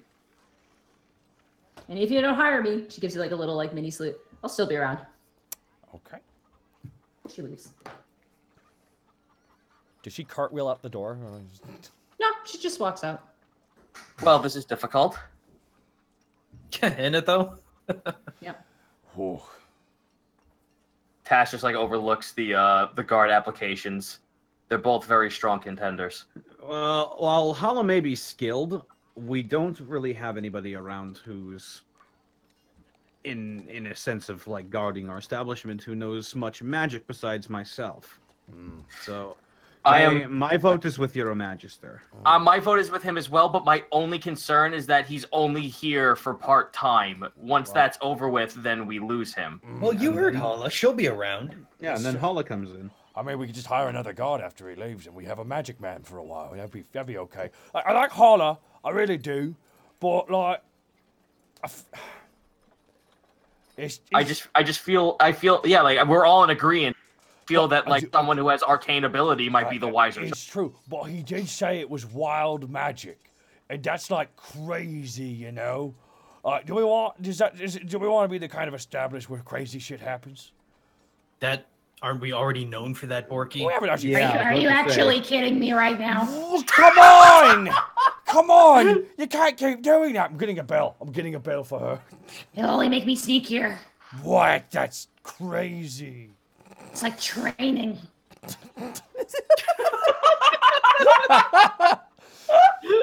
Well, all right. Scarlet, maybe you should be guarding the establishment.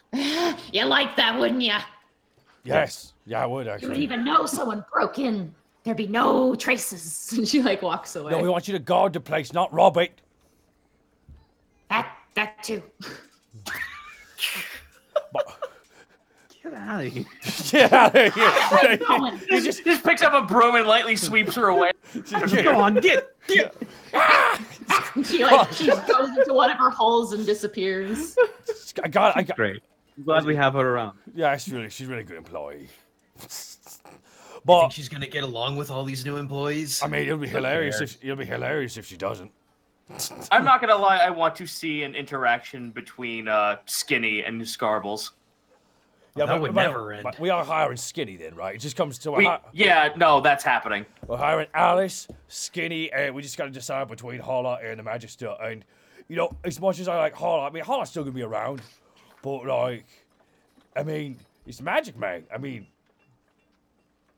Spork is just gesturing magic could be random. That could be. I mean, even though wild magic can have random effects, I mean, She doesn't feel that. She doesn't. Well, I didn't. Did we sense any ill will from her when she said hey, if you don't hire me, I'll still. No, she's a regular there. So she to add a character. She is the anime. No, I'm joking. Not mean anime. Sorry. she's that spunky tomboy. Kinda, yeah. She's a free spirit. Is basically the. All whole right, thing. then my vote is for your Magister. Yeah. Plus, if any of the weird wild magic stuff happens, both myself and Willow are around to help mitigate that. I would figure that he would find a lot of comfort in actually asking Willow, since especially he's on a quest to explore new magic. He would have a lot to talk with her about. Also, to be fair, I'm pretty sure Helga would take out anything that he might accidentally. But I said, like, I heard a story once of like wild magic when I was traveling. There was this guy, and he was really upset because like they hired a magician who used wild magic, and it turned his wife into a man, and yeah, that was weird. So that could happen. And I mean, like, I don't know if we could handle a sexy female panic, but I also vote for the Magister. You couldn't. I also vote for your Magister. All right. For a Magister. All right. So those are all your employees. You guys stamp off the applications approval. They dissipate. They in their arcane nature. What would you like to do now? I'm gonna go check on Hasrad to see if he's still alive. Okay. Yeah, I'll go with you actually. You go there. You check. And he is there. He is like bundled up in like 5 blankets. He's like, "What do you want?" Oh. To make sure you're still alive. Yeah, I am. I'm gonna insight check that. Yeah, no, I'm inciting that. Yeah. I'm inciting that. Does he have icicles forming on his fangs? Yeah, they do. Tassus looks to Greckles. You grab one arm, I'll grab the other. Let's bring him into the hot spring. He's more blue than usual. He's yeah, let's get him to the hot spring. Into the hot springs. No, but my children. like all the snakes. I will collect them. Borky just picks him up by the waist and carries him just above his This is head. embarrassing. It is. Borky keeps walking. All right, you take it to the bathhouse, which is very, very warm. So describe the bathhouse to us, please. It appears it has one main chamber. It goes down actually. You go into the shed, and there's actually a staircase going down. At the top of the staircase, there's like a bunch of different hang towels, a few other like mop things like that. As you go down, immediately you're hit with the humidity of the actual bath itself. It appears like kind of like act like a hot spring. It's kind of got like a brass, almost brass-like trim around it. The inside of it appears to be like very smooth stone. And there is a partition between the hallway, one that obviously is meant for women, and then the other one to the left, which is for men. And there's like some extra towels there. I assume you guys go to the men's side. Yep. Okay. You go to the men's side. There's no one there. And you have Hosrod on your shoulder. What are you doing? Borky just pretty much panics there. Borky pretty much. You know, like when you see someone carrying garbage over their head and they just kind of throw it in the dumpster, like. Borky kind of does that. All right, he falls face first, fully clothed with his blankets into the bath. There's an explosion of water. No, wait. Borky holds up his hand. Wait. Slowly, Hosred's body, face down in the water, bobs to the surface. Wait. And he just slowly turns around with his one eye narrowed at you. And he goes, "Only because it's warm, you get a pass." Yay. Borky just in one fell move just rips off his pants and just, "Thank you very much." And Borky slowly dips his toe in and then slides in like he's, when you lean in a chair and you slowly slide down the chair. Yeah. It is the perfect warm. Question, Monty. Mm-hmm. Are there any showers in the area? And any soap? There's soap. There's no showers. It actually looks like kind of like a small selection of soap, like standard like hotel room affair. Mm-hmm. You could probably get your own. There's even like little cubbies with your guys' names engraved on it, including the remaining employees. There's one for Ty. There's one for Hosrod because technically he's an employee. There's one for Lewisdrag. There's one for Naragan. It's all there. So is it a spritz bottle for Greckles? Spray bottle for him? Yeah. Spray him. Oh, you barbarians. You understand you're bathing in your own waste, don't you? And So the rest of you guys are getting in, or Tass looks to Hosrod. I'm You okay. are to no kidding, you're okay, but you weren't before. So that means that either you find a place to nestle in here or go inside the tavern more often. Oh, but there's people there. No shit, I know there's people. I hate them sometimes too, but I deal. Fair enough, fair enough. Borky just kind of floats past. People, they're the worst. He Hostrad sits up and actually kind of sits like at the edge of the hot tub. He goes, Fine, I'll look into it. Very well. Task will kind of like gently put the snakes in like a more like close to the surface area, like a shallow area. you just kind of like gently release them into the water. Snake Yep. bath. They begin to like swim through the water and like join Hostrad on his side, essentially. He kind of like peels off of his clothes, just wets up in clothes, and just throws them to the side, and all the way down it scales. Greckles is going to try and find some kind of pail or pan and actually kind of pour off water onto his body, soap up, get clean, then get in. Yeah, there's basins there that you can use for that. Right. There's no plumbing for like a shower though. Sure. Task is not getting in. He's going to actually instead collect Tarisk and head to see if head into town. In town? Okay. Okay. You leave. That kind of separates you out. All right, you know what? Why? What was the problem? Some things might happen. Okay, fair enough. Task will not enter the springs though because he's just like, what? It's just water. There's a chair that's kind of like a beach chair that's kind of leaning down that looks quite comfortable. All right, I guess I sit in the chair then. It is warm. It does It is. warm the cold-blooded brittle bones in me. So very well. Yeah, it is definitely warm down there. You begin to hear some noises on the other side. Christ. Oh. Okay. Just Of water. the bathroom? On the other side of the curtain, there's another side of the curtain. Okay. I thought you meant like outside in the tavern. No. On the other side of the bath, there's the right side, which is the women's side, and the left side. You're hearing noises from the right It's side. separated by a curtain? It's like a giant like fence thing. It's like a giant like almost like wooden partition, but you can't see Okay. through it. Yeah, it's like it's kind of like one of those clothing like blockers. I don't know what they're called. They're like an accordion almost. It looks like you can like unhook it and like take it away so you can actually clean. Right. But it is obviously set in place at the moment, and you cannot see through it. It is very like solid. Okay. Now, But you hear a little splashing. okay. Is Minetta from My Hero Academia here with us right now? No. Okay. Greckles is actually going to go next to the partition and put a ear next to it. You just hear someone go, Are you almost there yet? Intensifies. Just the Joseph Joestar. You guys begin to hear footsteps approaching your guys' side of the bath. Fucking what?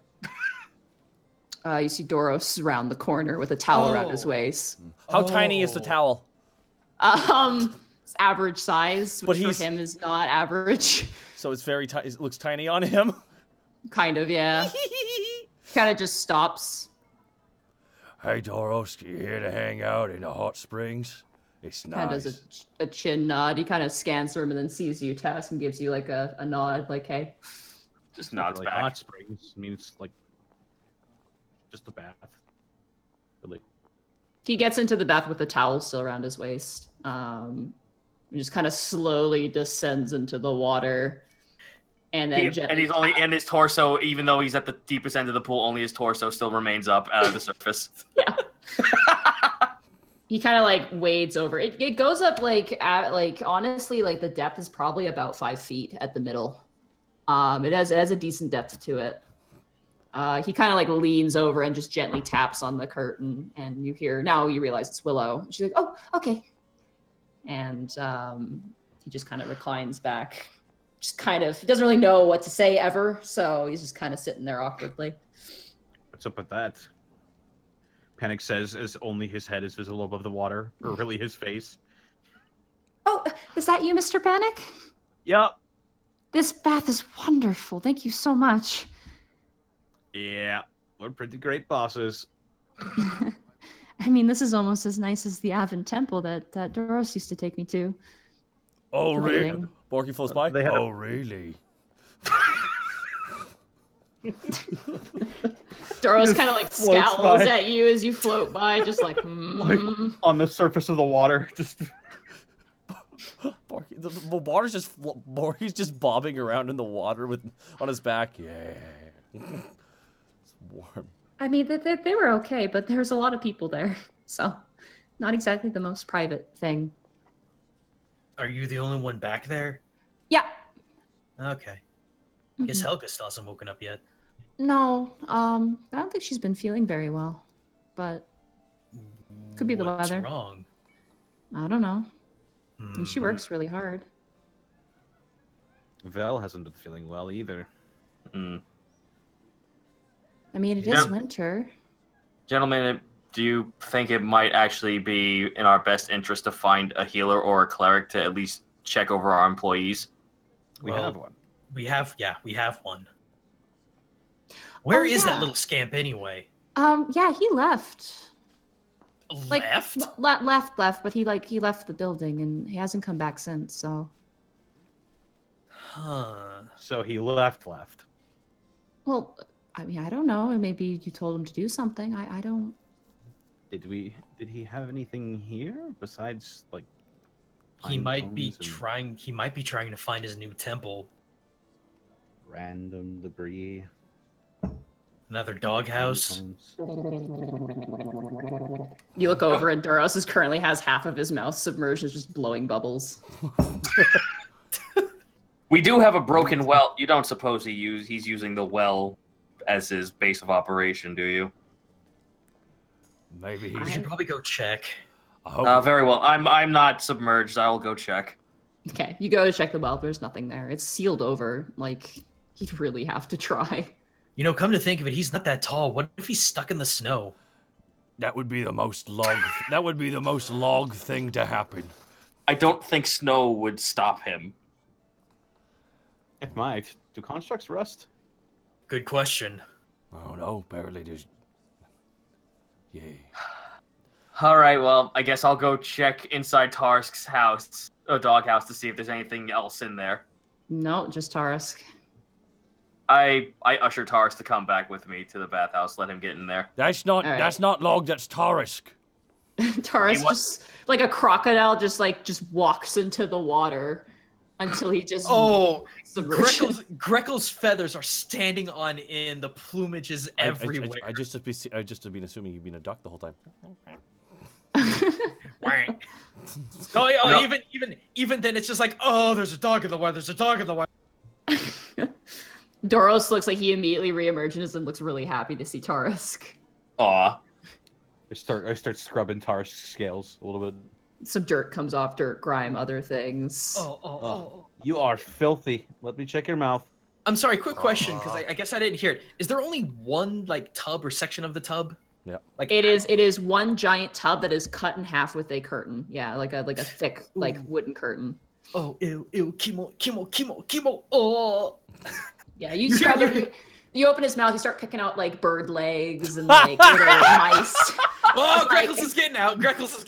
There's like mouse tails. You just kind of have to yank them out, and you're like, oh, you really need some Jesus, what do you feed? What do you feed this guy? Just, whoop. What we got here? I think he A little piece of a pine cone. Whoop. It's a baby. Hunts It's- when he hunts when he pleases, so That's- long as he hunts and he stays active. Bird talon. Panic. That's not a pine cone. That's a baby tree. Come on now. Oh. Okay, guys. I'm gonna go ahead and get out. Let me Oh, know when hey. you're done. Hey, bird brain. What do you want, fork tongue? Yeah, you're getting it. Word from my snakes is that a certain someone is currently in the lower crafting district, and he points to a little white, kind of grayish colored snake, and it just kind of looks up to you and like bobs its head up and down like an inflatable whackable man.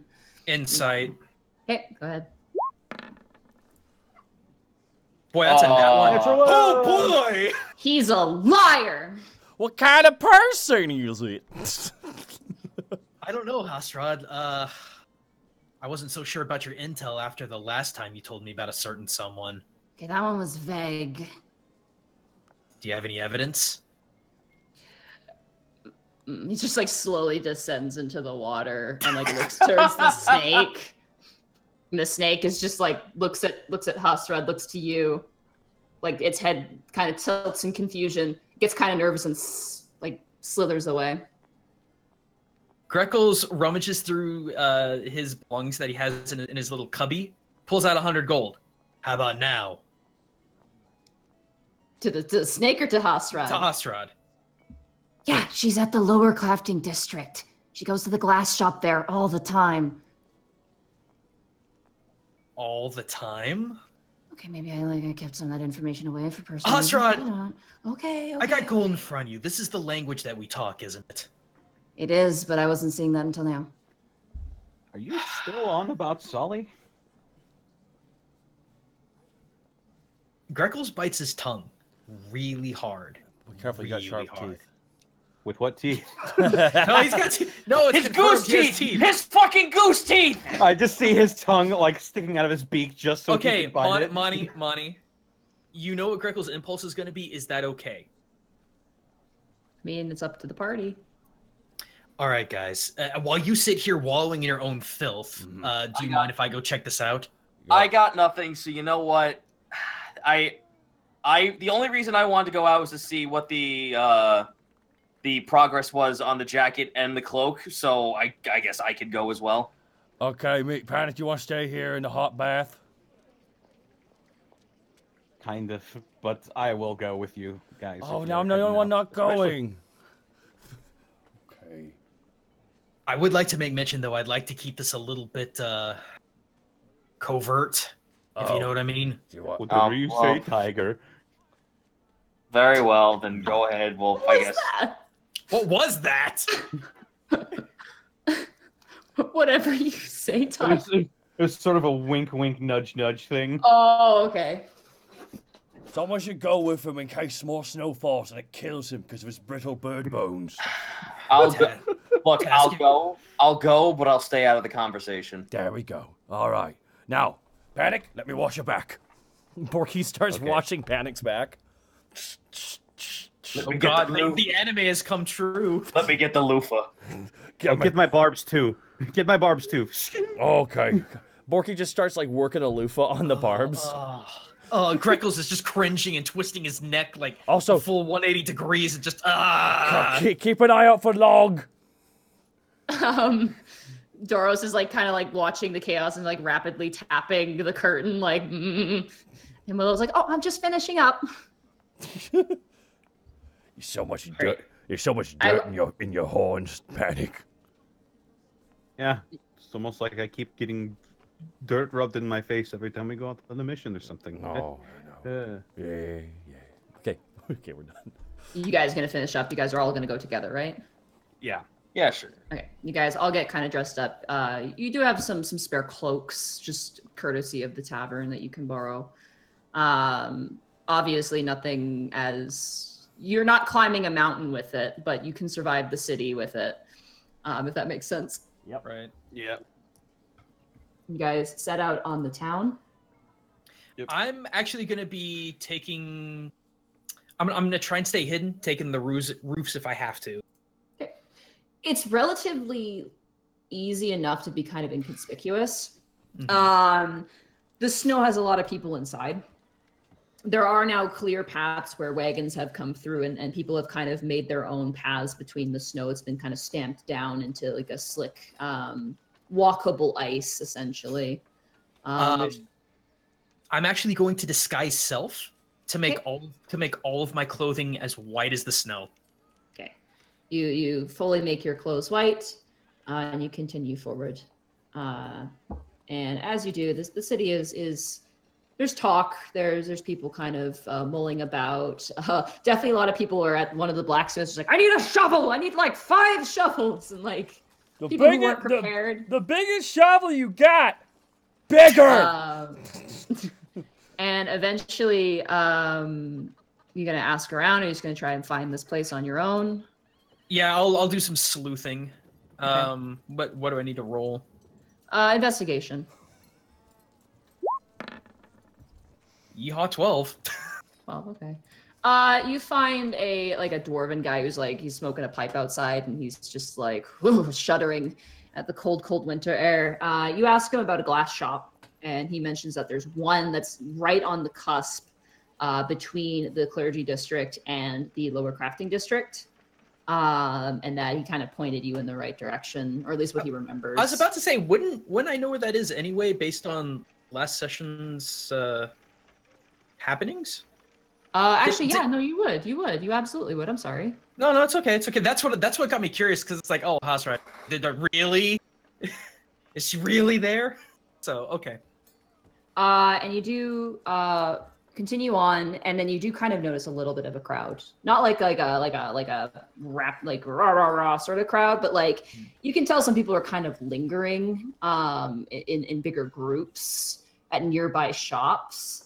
You do see a heightened guard presence as well as you begin to approach. I'd like to climb up something to get a better look, if possible. Silly question. Not to take away from this. I just want to clarify. All 4 of us are there. Yeah. All 4 of you guys. Oh, okay. I didn't know if we were actually staying back there. Okay, sorry. No worries. No, you guys are all there. You all notice the guards too. There's probably about 6 or 7 actually, currently sort of stationed around. What you can only assume is just kind of to keep an eye on this shop. You do see the glass shop, very tiny sort of hole in the wall place, and you do see 2 forms currently engaged at the glass shop. Greckles, I need to roll a acrobatics check for me. Guys, stay here. I'm gonna go get a better look. That's a 24. Easy enough, even with the ice, which would have imposed a disadvantage. You managed to climb up cold on your talons. Clang, clang, clang. You climb up a side sort of drainage pipe, essentially. And you climb up to the roof. You almost slip on the snowdrift, but you managed to grab into the top tiling of the building and managed to kind of perch Batman style on top with your white camouflage. Do we see him do this? Yeah. He's going about this a really weird way. Really. I pull out copy cutter in my bolt and my hand crossbow, and I crouch down. I'm like, I'm Greckles. I must protect my virginity at all costs. That's very accurate, because you're also not dating Sully. Correct. Okay. You guess that is my favorite thing about Borky, is just the matter of factness. It'd be while there's Task putting his cloak over his entire body. Freeze my nips out here. You really need to have nipples. You really need. Nope, I did that just so everyone can question it. You're welcome. Is Task wearing pants? No. No, he's not. He's got a cloak. He's got a cloak on. Fucker pants. So Greckles, you're on top of the roof. Borky, you kind of have a good sense of height over the majority of people kind of looking. Do you guys approach? Do you guys kind of stay back? I'm trying to see every single face that I can. Okay, roll a perception check. Oh, I'm specs. Give me a go. 10. Okay. You see one form who you know for sure is Burke. Mm-hmm. And then you do see another cloaked form who you assume is Solly. Right. It's kind of hard to see through the snow. You can't really tell there's other guards near them. Right. But you do see those 2. How many guards are there? Mostly on the perimeter, basically, which is the north side where you guys are. There's about 6 or so. Oof. Yeah. That's a lot of guards for a simple outing. The people on the ground, what are you doing? You just kind of standing there? Until he gets back, I kind of just wanted to go check on the clothing. Okay. Borky, you can roll a perception too, because you have height over the crowd. Okay. I shall. I shall perceive what I can. 18. 18, okay. With your orc eyes, you narrow your eyes down. You kind of look through the guards who are just kind of make your way through. They're just kind of guiding the crowd through. You do see Brooke, who's kind of handing, who you now see as Solly. She's kind of wearing a cloak, simple clothes, not a dress, just simple fine-ish sort of clothes. Looks like kind of like temple attire. Fur cloak on the side. Brooke is in his armor. He always is. And he's like handing her a sheet of glass, and you kind of can hear him like mumbling, like, "What about this one?" And then she's like, "No, no, no." Shakes her head and hands it back to the currently gleeful-looking dwarf craftsman who is just like excited to make some money. Like he's full-on car salesman, like rubbing his hands together. Is he including? Does he have a plaid outfit as well? No, he doesn't. He's got like the blacksmith attire, but he looks like he's got that sort of like big jovial, like, "Oh, please buy something" sort of smile going on. Okay. Hey, Panic. It's Sully in there. Well, I kind of figured. Me. I mean, who else would he go out running across rooftops for? I would hope us. Aw. Oh my god. I mean, You watch for a moment, and like you do notice like Sully kind of turns to the crowd. There is a little bit of a crowd now at this point. And they're kind of like, "What's going on? Why is the guard here?" Like all that stuff. Ooh. Like just like things are being held up at this point a little bit. And then you see Sully pull out a red piece of cloth just from the inside part of her cloak. And immediately Brooke takes the glass in her hand, hands it back to the salesman, and ushers her inside the shop. Like ushers her inside, essentially. Oh, well, she gave him red. You know what that means? And they're both kind of gone. And the guards kind of like back up a bit and then just kind of let people through. Means it's getting serious. Is that what? Because like, is that what giving red means? Is it like, hey, I like you? I thought that's what blue was. Do I see the guards kind of disperse to let other people in the shop? You do, yeah. Okay. You do notice one slip inside too as well. Following Brooke, probably Gotcha. someone in his command. All right, I guess I'll go reconvene with the others then. Got to get on my Batman pose. Acrobatics to get back down Heck yeah. with disadvantage because of the snow. Oh no. Well, I've got my grappling hook. Yep, you're good. You get down easy enough. You just kind of Okay. slide down. G-Man in. Hello, hey guys, what's going on? Oh, hi. She gave him red. What does that mean? I have no idea. But as long as they're letting in other people, I don't see why we can't go in. I mean, like, he hates you. That's one of the reasons why he probably... Tash just pushes his way through. Oh my god, you're breaking the law. Tass breaks the law and proceeds Oh forward. shit! We got one With star that- now, guys. I don't give a fuck. One With that- star. Crimes. With that, I serve my nickel swagger as he makes his way forward. You guys do make your way to the shop. There is one guard station. The rest of them are kind of just like mulling about for the most part. They're not looking like mean or anything. They're just kind of like talking and like, "Crazy weather, right, Dave? You sure is, Jim." At this point, I'm dropping camo because there's no reason to have it up. I was just worried that the intel was bad and we might get ambushed. As you go into like towards the glass shop, the dwarf is kind of now that jovial smile kind of melts and he goes, "They better buy something. Bring out all this glass. Can I help you?" You just wanted to browse your wares as well. Right, all right. He's like, "What kind of glass are you looking for? Looking for red glass? You're looking for white glass? Are you looking for blue?" Look, blue. Blue would be preferable. "Oh, that's just the shade that she was looking at." And he brings out this like big kind of container of these small sets of glass. "You're from a temple?" Panic leans down and goes, "Oh." What? Okay, I'm gonna glance into the shop if there's anything to glance into. Okay. Roll a perception check. Alrighty. God, I hope to roll high at one point in time. 18, that's good. This one has a pretty decent save to it. Yeah, you absolutely hear it. You hear what sounds like someone hyperventilating. And you do hear Brooke kind of like in a somber sort of voice, like, "It's okay, just deep breaths, deep breaths, deep breaths," like that sort of thing in the back. You even kind of see a glimpse of him. His back is kind of turned to you, blocking the view. Is there like other glass material within the shop, or is it all just out front? There's like boxes of glass. It's like on an outer table, and the inner workings around like what looks like a forge for glass. There's like tools that are on display for sale and things like that. You know what? I'm gonna have Tash take up a hobby. Is there a kit that I can buy that helps me learn how to mend glass? There is a glass blower's kit. Yeah. I will take one. Okay. The dwarf is very happy. He goes, "Oh, top of the line here," and he like grabs you this big kind of case set of like tools and things, and he's just like, if you need to borrow the forge, you're welcome to try rental fees or blah blah blah. And he kind of sells you this whole thing. It is 200 gold pieces for a glass blower's kit. I am going to sneak in while that is transpiring. Okay. Roll a stealth check with advantage. 26. 26.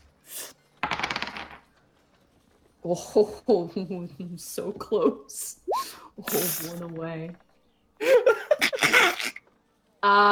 You manage to like, as the dwarf, it like literally turns to like hand the purchase to Task. You like duck between his legs, like kind of like Metal Gear Solid slide on the ground, and you kind of like go up against the wall on the other side to where Brooke and Solly are inside. And you begin to kind of hear their voices, and Brooke's like, "I'm really sorry. I'm sorry, Solly. This was probably too soon. You weren't okay yesterday. I should have figured you wouldn't be okay with it now. Come on, just deep breaths, deep breaths." And she's like, "Oh, yeah, it's okay. I'm okay. Oh, it's better than last time." He's like, "Yeah, you're doing great. You're doing great. You're doing fine. I mean, it's just you don't have your armor. It's fine. And people are curious. That's the only reason why they're looking. That's the only reason why they're looking. All right? They look at me all the time." And she just kind of breathes. Oh, why does it always gotta be about you? Jesus.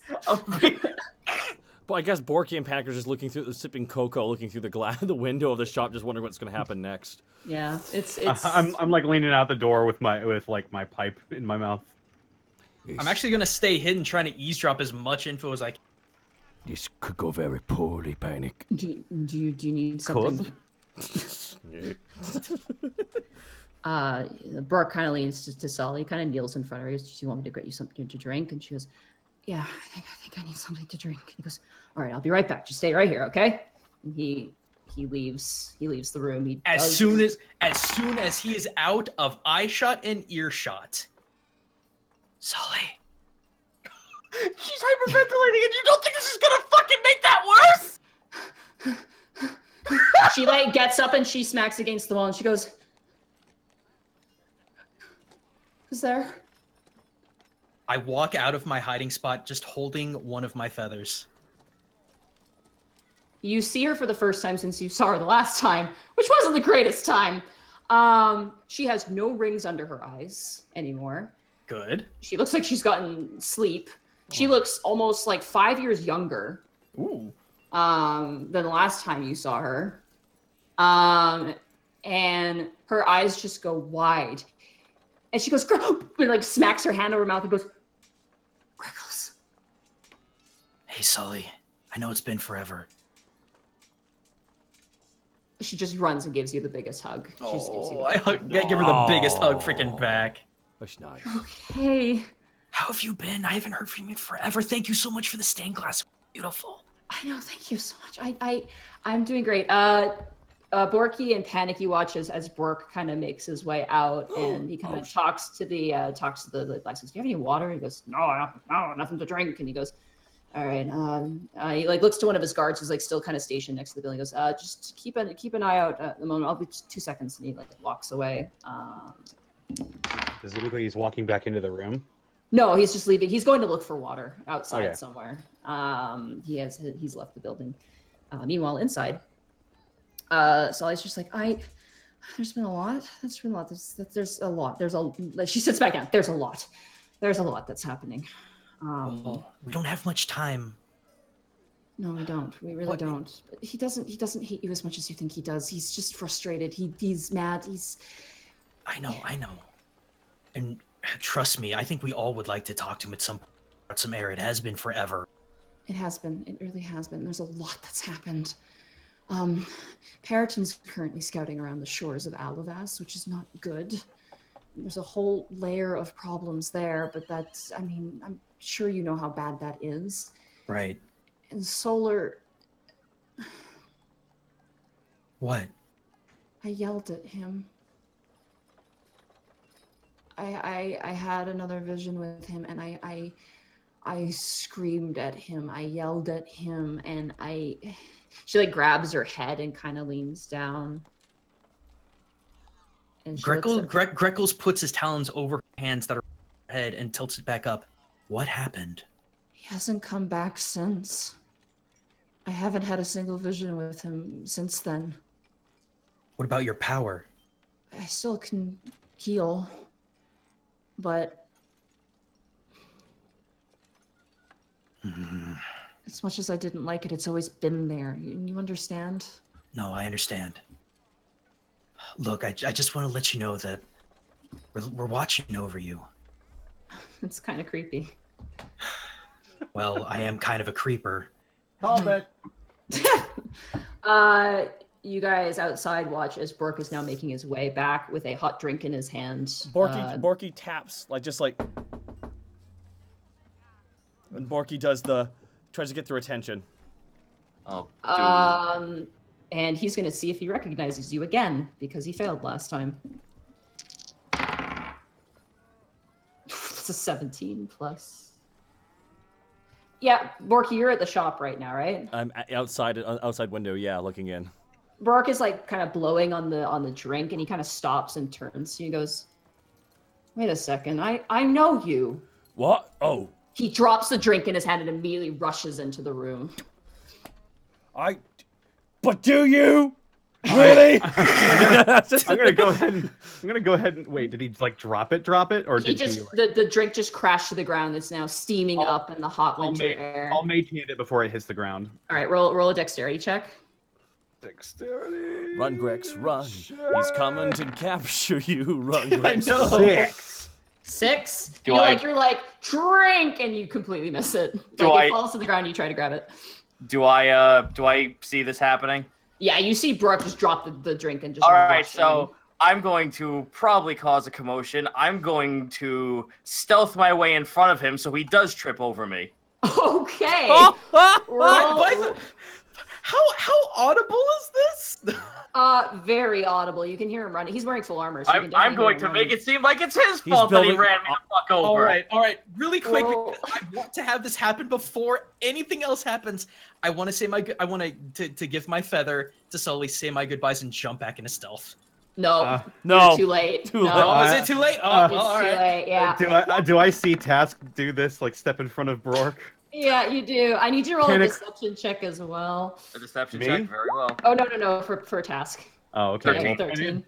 Panic's getting some distance. He's walking away. Okay, you like back up, and one of the guards is like, "Careful, sir," and you're just like, "Mm-hmm." Yeah. Borky joins him. Man, that's not good. Wait, let me look at his bonuses. You once again one above his check. Rourke is like booking it, like he looks super stressed, and he like gets hooked. His foot gets hooked kind of between, because you're like crouched up like a ball, right? No, I'm not crouched like a ball. Like I'm pretending like I'm admiring my purchase. All right, yeah, he totally. He not only does he fall, he completely face plants and slides forward a good. I 2 will feet. fall with him and like have the box hit the floor and just be like, "Oi, watch your step, sir." He scrambles up. At this point, I want. I think honestly, roll a d20 for me. Me? Actually, no, he would make it there in time. The conversation was too long. Yeah, he's gonna make it there. He's gonna be mad about it, but he'll make it there. Greckles, as you kind of turn to leave, immediately you are met face to face with Brooke. He's covered in snow. It's dripping off of his face. Kiss him. I take it snow's hit you as hard as it's hit us. Solly, are you okay? And Solly's like, I'm fine. Honestly, I'm fine, Brooke. Like, she actually stands up and he goes, sorry, you can leave now. And Solly's like, no, he's not leaving. Oh yeah, baby. Oh yeah. Can it cut back to panicking and Porky saying he's dead? Oh, totally. Sully. With No, Greckles, no. Brooke, they're my friends. Brooke kind of like bites his bottom lip. He goes, My glass case. They dropped you on the ground in front of me and called you a pound of flesh. I don't think they're your friends, Solly. She just stares at him. Burke stares at you. Brooke, with all due respect. You know what? No. After all that we've done for this town, after what we've recently done, you're still hung up on that? After our little talk earlier, I was willing to let that go and try to start fresh. Now you're trying to sit here and tell me that you're not willing to do the same? Yeah, definitely dead. Yeah, no, absolutely. Like, there's no way he's getting out of this. Oh! I think I hear the sword sinking into his skull right now. He's got such small bird bones, you know. It's just... we have done so much to work with this city for the betterment of it, the betterment of our home and everyone that lives here. Don't you think I'm sorry. Don't you think it's time that maybe we just put all this aside and just start working together? Did Task hear any of this? You are overhearing this. Yeah, you're currently gathering up your glass. Okay, but I could give two rats ass about that. I want to just know that I heard this conversation because there's something I want to do. Okay. Bork kind of turns to you, Greckles, and he goes, "This isn't about the city, though. This is about her." And I have been respectfully away. I have not meddled. I don't know what else I have to prove. T. Solly steps forward and says T. Bork kind of turns, kind of confused. What? Yeah, Greckles turns confused too. T. T. Let's go get tea. You know what? That sounds like a fine idea on a cold day. With me, though, right? And with me? And Solly looks up kind of like stern face and goes, "No, with everyone."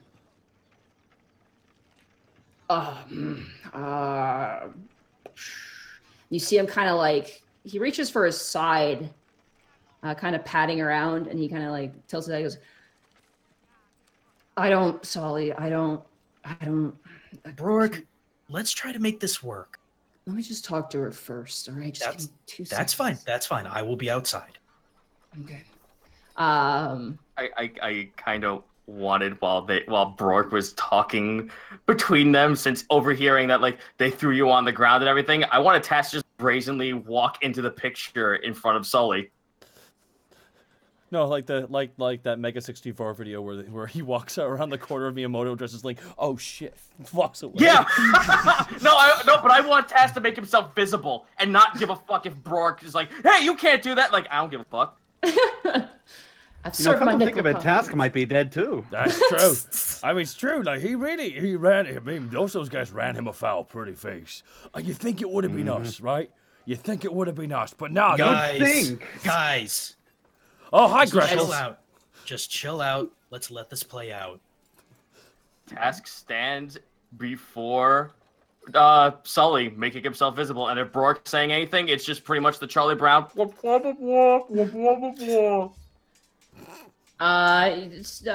Brooke is talking to her. He's just like, I don't know. I mean, does this make you happy? I don't understand exactly what this is supposed to do. Like he's like talking to her, and she goes, I think I need to catch up. Task unveils his hood and pulls it down. The helmet? Yeah, no, like the helmet and the hood like goes back and he reveals his full head. Task. There's a hesitation, a shame. Task holds his hand up. No, you don't need to feel shame. I should be ashamed of myself. I spoke out of fear. And Brork, do you want to say something? Please go ahead. No, he just turns. Do you say that to him? He like goes up his bathroom. You're like, no, you want to say something? You say something. Roll an intimidation check. No, I just want Brork. Yeah, just like Brork. I just like if he goes like, you don't. Tash just wants to fucking look him dead in the eye. Excuse me, I'm talking. Barking like a Pomeranian. 17, not bad. Wisdom, he is a paladin. No, he does not pass. That's a 15 for him. Yeah, so if he says something, Tash just looks at him, excuse me, I'm not done talking. He closes his mouth and is like, all right, I'm just going to back up. Looks back to Sully. I should be ashamed for what I've done and what I've said. I spoke out of fear, and in the heat of the moment, I was afraid for myself and for everyone else. In all sense, we were feeling the pressure of an apocalyptic situation. Something in the past, I knew all too well. But after some time and after some soul searching in a way, I have learned that keeping that bottled rage and fear and anxiety all inside me will just kill me in the end. I can't ask you for your forgiveness. I don't have any right. But if you can find it... Before you can even finish your sentence, she's on one knee and she grabs you and she pulls you in for a big hug. Task will hug back. So Who has both halves of Liza's mask? I know. Actually, you know who has both halves? Panic does. I have both halves of Panic's of Liza's mask. You hear a... Well, was them dying part of the things we needed to do?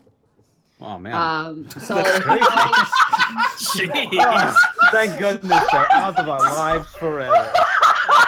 Let's put out a new ad for need Archer with attitude problem and Rogue with attitude problem. We've already got the Welch. She's just pink Greckles. That's true. You know, guys, I'm literally standing right here. Ah! We're outside, far away from the show. No, I'm not. no, he left. Yeah, we He was- are. He walked out. Oh, you guys walked out. Okay. Oh I my didn't know- God, Greckles, you're alive! Hooray! I thought you guys were still hanging out. I look at the mask. both halves are now together.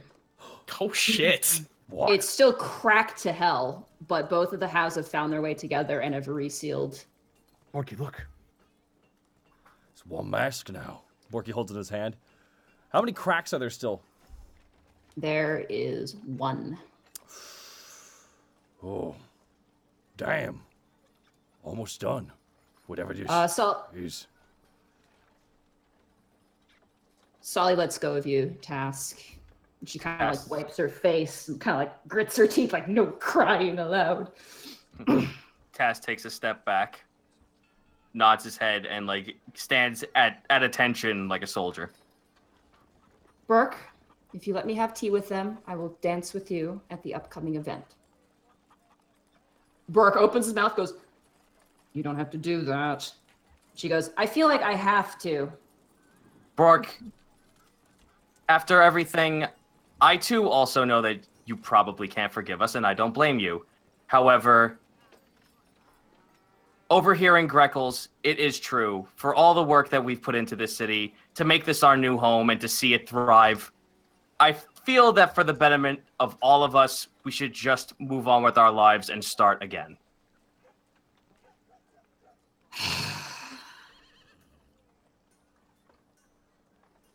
Tea.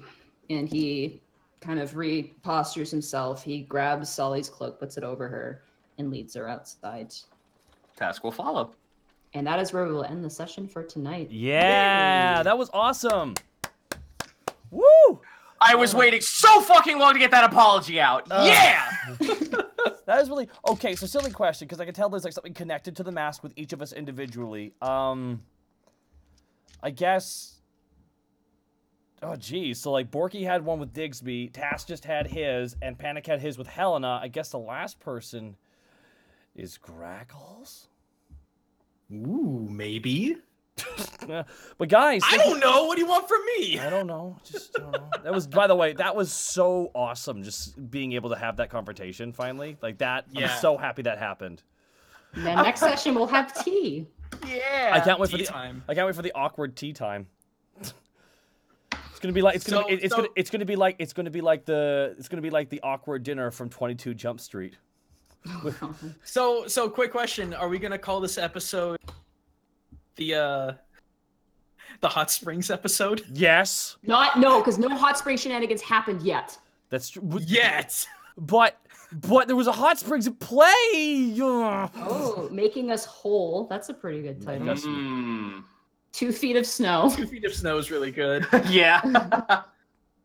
Oh man. Virgin v Chad. Okay. Bath time. All right. There's a lot of options. I got a couple of quick shout outs here. Wonky Love with the 10,000 bits.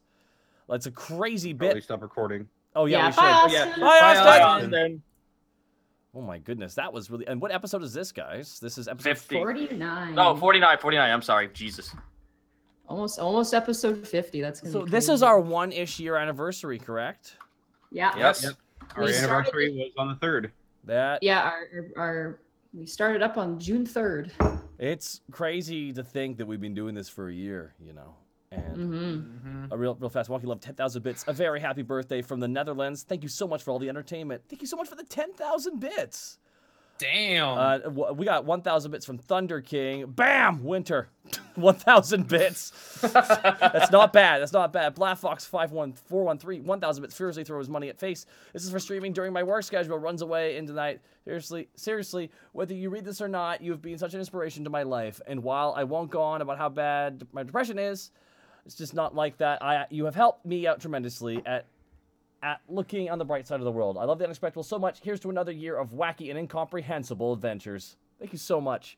Dark Lord Pope, thank you for the 1,000 bits for all the feels with Sully. Monty, you're amazing. I agree with Dark Lord Pope for the 1,000 bits. Probate, Cold Bodies, Warm Hearts. 1,000 bits. Not a bad name, Probate. Winter. I had one, but I don't know if it's cheesy or not. No, do it. What is it? Snow Angel. Oh. Shut up. That's that's perfect. cute. No, That's- shut up. That's perfect. Turian Batman, 1,000 bits. Birthday, doodly-dee. Thank you so much, Turian Batman. Oh, someone just said it in chat too. Probate, 1,000 bits. Is Skinny's husband Fluffy a ragdoll or Maine Coon tabaxi? Sounds like the kind of thing you with names like those, Monty. 1,000 bits for Probate. Oz195, 1,000 bits. Sorry here, guys. I don't... In best time, don't enter my kitchen without permission or I'll fucking cut you. And Rust to the Jesus. Bronze, 1,000 bits. Just finishing my campaign. The players pulled the cards out of the deck of many things. Oh, fuck. Oh no, you. All right. Well, say goodbye to that campaign. Yeah. Oh god. 2B, thank you for the 205 bits. Knack 2187, thank you for the 400 bits. Can't stick around. Thank you so much though for saying it out, dude. Arapen, thank you for the 500 bits. But there's people in there. And real fast here. And from Helixox with 5,110 bits. Awesome session, guys. Sorry I haven't been around the other streams as much. Being busy and such. Not sure, but I may have to slow down a bits-wise during the summer since I won't be working until the end of June for all July. I'll do what I can, though. Hey, thank you so much, Helix, nonetheless. Thank you so much for the 5,110 bits. Appreciate you nonetheless. Thunder King 8, thanks for the 500 bits. That's adorable, and I love it. We'll fight anyone who says otherwise. And Nishikirnenrai, thank you for the 100 bits. Bath and Blues. All right, yeah, but no, seriously, we've been doing this campaign for a year, and I'll say this admittedly that this campaign's actually, when things got really rough for me, this campaign every week was the one stable thing. It kind of was that anchor in the week, kind of like an ocean of troubles. And I want to thank every single one of you guys for like saying yes to this silly idea, and my sister Nadine for like agreeing to kind of put your art out there, because it was very intimidating what I asked you to do, Oh, yeah, it was. But I want you to know If you go back and you listen to the first episode, you can just hear me vibrating You were in the so chair. you like, were so confident. You are so confident now that you're shooting us down hard. It's great. No, it's great. It's fantastic, and it truly is a. Hopefully in a nice way. It truly is. I really feel privileged that you're my first DM.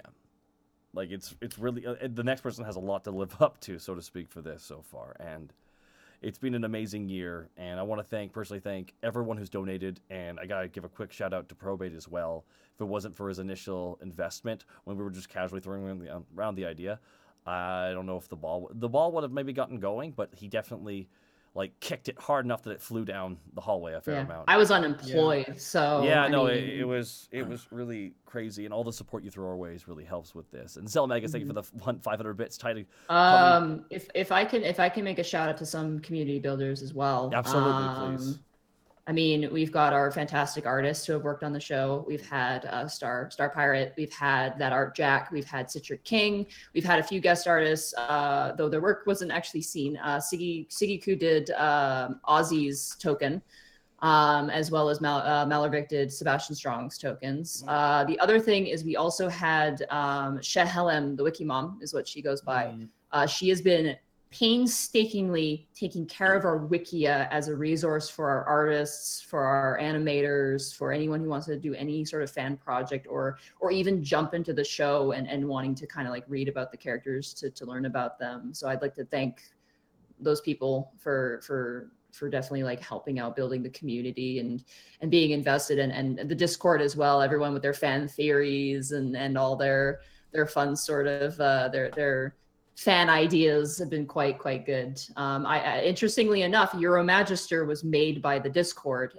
He was made using a bunch of straw polls in the Discord and was created that way. So kind of goes to show like what fun we can kind of have with the community in regards to the show. So yeah. Finger crossbows. Prexis, thank you so much for the 1,000. Thank you guys for the show. You're the reason I started playing D&D, and thanks to Takas Borky for being a big inspiration for my first character. No worries. Aww. I want to personally thank each of you. Like Zito, thanks for saying yes. You know, Hey. you had a really. I mean, you told me about your original experience, the idea of you playing a D&D campaign again. You're like, all right, you want me to DM? I'm like, no, I want you to play. Play? Dungeons Yeah, and that's pretty Dragons? much how that went down. Just like, wait, what the fuck? You want me to play? What is this? What? What? And it's really, dude, it's been a crazy year, hasn't it? And It has. it's really been cool to see your kobolds take off for what you're doing with them. That's really freaking neat because I know how much you love them. I knew it before any of you did. Well, I'm glad. I'm super glad that. Yeah, I know. Like kobolds, like in D&D, have their own thing, but it's just like it's something special to see that people like had taken to my design, and I'm just like, oh, like being the guy who wanted to make this into something in some way. I'm just like, oh, that's actually super awesome, sweet, and I don't know how to look at that without being like. I don't like. I just flabbergasted that people like the design. Emotion. The fuck? Where are these? Ah, my chest. What the fuck? What was that pumping feeling? Fuck! Ah! Back card 20. Thank you for the 1,800 bits. This has made my weeks bearable during some harder times for me in my life. Thank you. Thank you so much for the 1,800 bits back card. But yeah, Zito, thank you so much for saying yes, dude. It's been great having you. Thank you for having me. And I gotta talk to Goomba here. Goomba. Yeah. I'm glad I asked you. You were like. Oh, D&D, huh? Like, he literally said it like Greckles would. Huh, D&D, huh? Well, I mean, I've got a relatively D&D with both good and bad experiences, but it's been years upon years since I've played. And truth be told, like, I love the fact that there are so many people that are like, man, I love to hate Greckles. And I'm like, you know what? Good. That's how I made him. I've always played the nice guy, the gentle giant, the healer.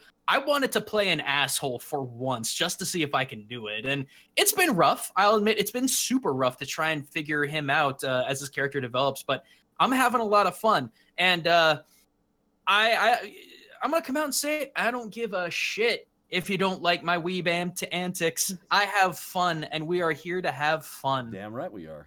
It's always been the goal since we started.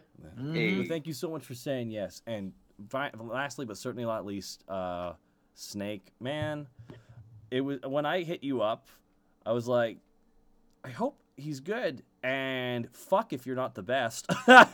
You're so good at this game, dude. Yeah. Thunder King 8. Oh my god, thank you. Oh, Initially, I saw you guys were doing the campaign. I was like, oh hey, if you ever need stuff with like rules and stuff, or if you want like a consultant, I can go ahead. And he's like, hey, are you free like every Wednesday? And I'm like. Is he asking me to be in the campaign? Am I going to be in a D&D campaign? So I said yes, of course. and yeah. Here we are. So you literally found me off the street begging We to kidnapped let me you. help you. Yeah. No, Nadine kidnapped you. Let's clarify. So, By the way, it's like that scene in Invader Zim where the hobo kind of like walks the street. It just says Taka's name over it, and he stops at the door, grabs the guy sitting at the bar eating his soup, and runs out the door. Football under the shoulder. Run! Oh, my soup. Thunder King 8, thank you for the 1,000. Thanks to all you guys. Thanks to all the people who made this show possible. And dear Lord, I'm going to miss you when I'm in the desert for 6 months. Oh, Thank you so much for your service. Whew. absolutely. 6-month tour. Yikes. 1,000 bits though. Thank you so much. But no, seriously, Snake. It was when I hit you up for voiceover for the Helsing, because I like when you submitted to the Tiba competition, I'm like, oh, he's got a good voice. I'll make sure to remember that when I need some extras. And I gave you that character because I figured you had the acting chops. You had knocked it out of the park, and then I, suggested you for the Broly movie, and then I felt bad because I want to work with him more. But I'm just really happy that you said yes to being in this campaign, dude, because you've actually become one of my close friends. Yeah, this is doing the Unexpectables has been one of the best experiences of my life, I will say. Yeah, it's been a really great ride, and I hope the ride continues. I gotta say, I was a little stressed out because all these guys have phenomenal acting experience and have done this for such a long time.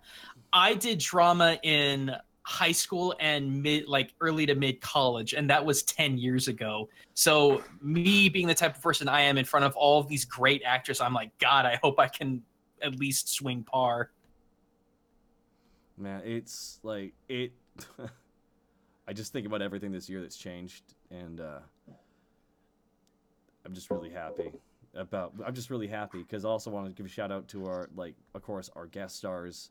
We got to start off with Star Pirate as Rivi. Oh. Thank you so much to the always lovable, ever so affable Lanny Pator as Digsby, Edward Bosco as freaking Remy, and of course the best little druid, Lime Alicious as Lily. Why does she have to live in the UK? We should kidnap her too and make her live in Canada. We shouldn't. Dude, she tries so hard to get into America for cons. She tries. Yeah. Philip Chandler, thank you for the 500 bits. Thank you for the laughs and the tears in your campaign. I'm looking forward to facing your orcs in the round robin. Oh, thank you. A bonus, Josh. Thank you for the 1,000 bits. Bless you all you for doing this. Been listening to the older episodes while busting through artwork. Keep it up. And Equinox thank you so much for the 500 bits. Here's some robots, guys. Thank you, and thank you again, bonus, Josh. All right, well, we have next week. Next week will be interesting. I can't wait for just that. Will be fun. It's going to be that awkward tea time. It's going to be awkward. Can I have some sugar? What'd you say? Can I have some sugar? Oh no, I'm just gonna have to ask if Brork is gonna make it awkward. Dude, stop! Don't do that. I just want Borky. I just want Borky and Panic to be outside with with coffee cups on the go. Just I think this is gonna go down. We don't even have to be involved in this, really. No, not really. Not really. I know. Man. But I'm going for the tea. So we're gonna call this episode Snow Angel, then, right, Nadine? I think so. Snow Angel. This is episode 49 or whatever it is on the podcast. But guys, thank you again, SF Cody, for the 500 bits. And this is episode 50 next week, guys. Yeah. So from 50th episode. So from all of us here in the Unexpectables, to you, thank you, and we'll see you next week, Wednesday, at 7 o'clock PST, 10 o'clock EST, and 9 o'clock CST. And whatever for the rest of the world. I'm sorry, I don't know. I'm just what? Well said. It's big. It's a big world. Bye. Say bye, everybody. Say bye, everybody. Bye. Oh!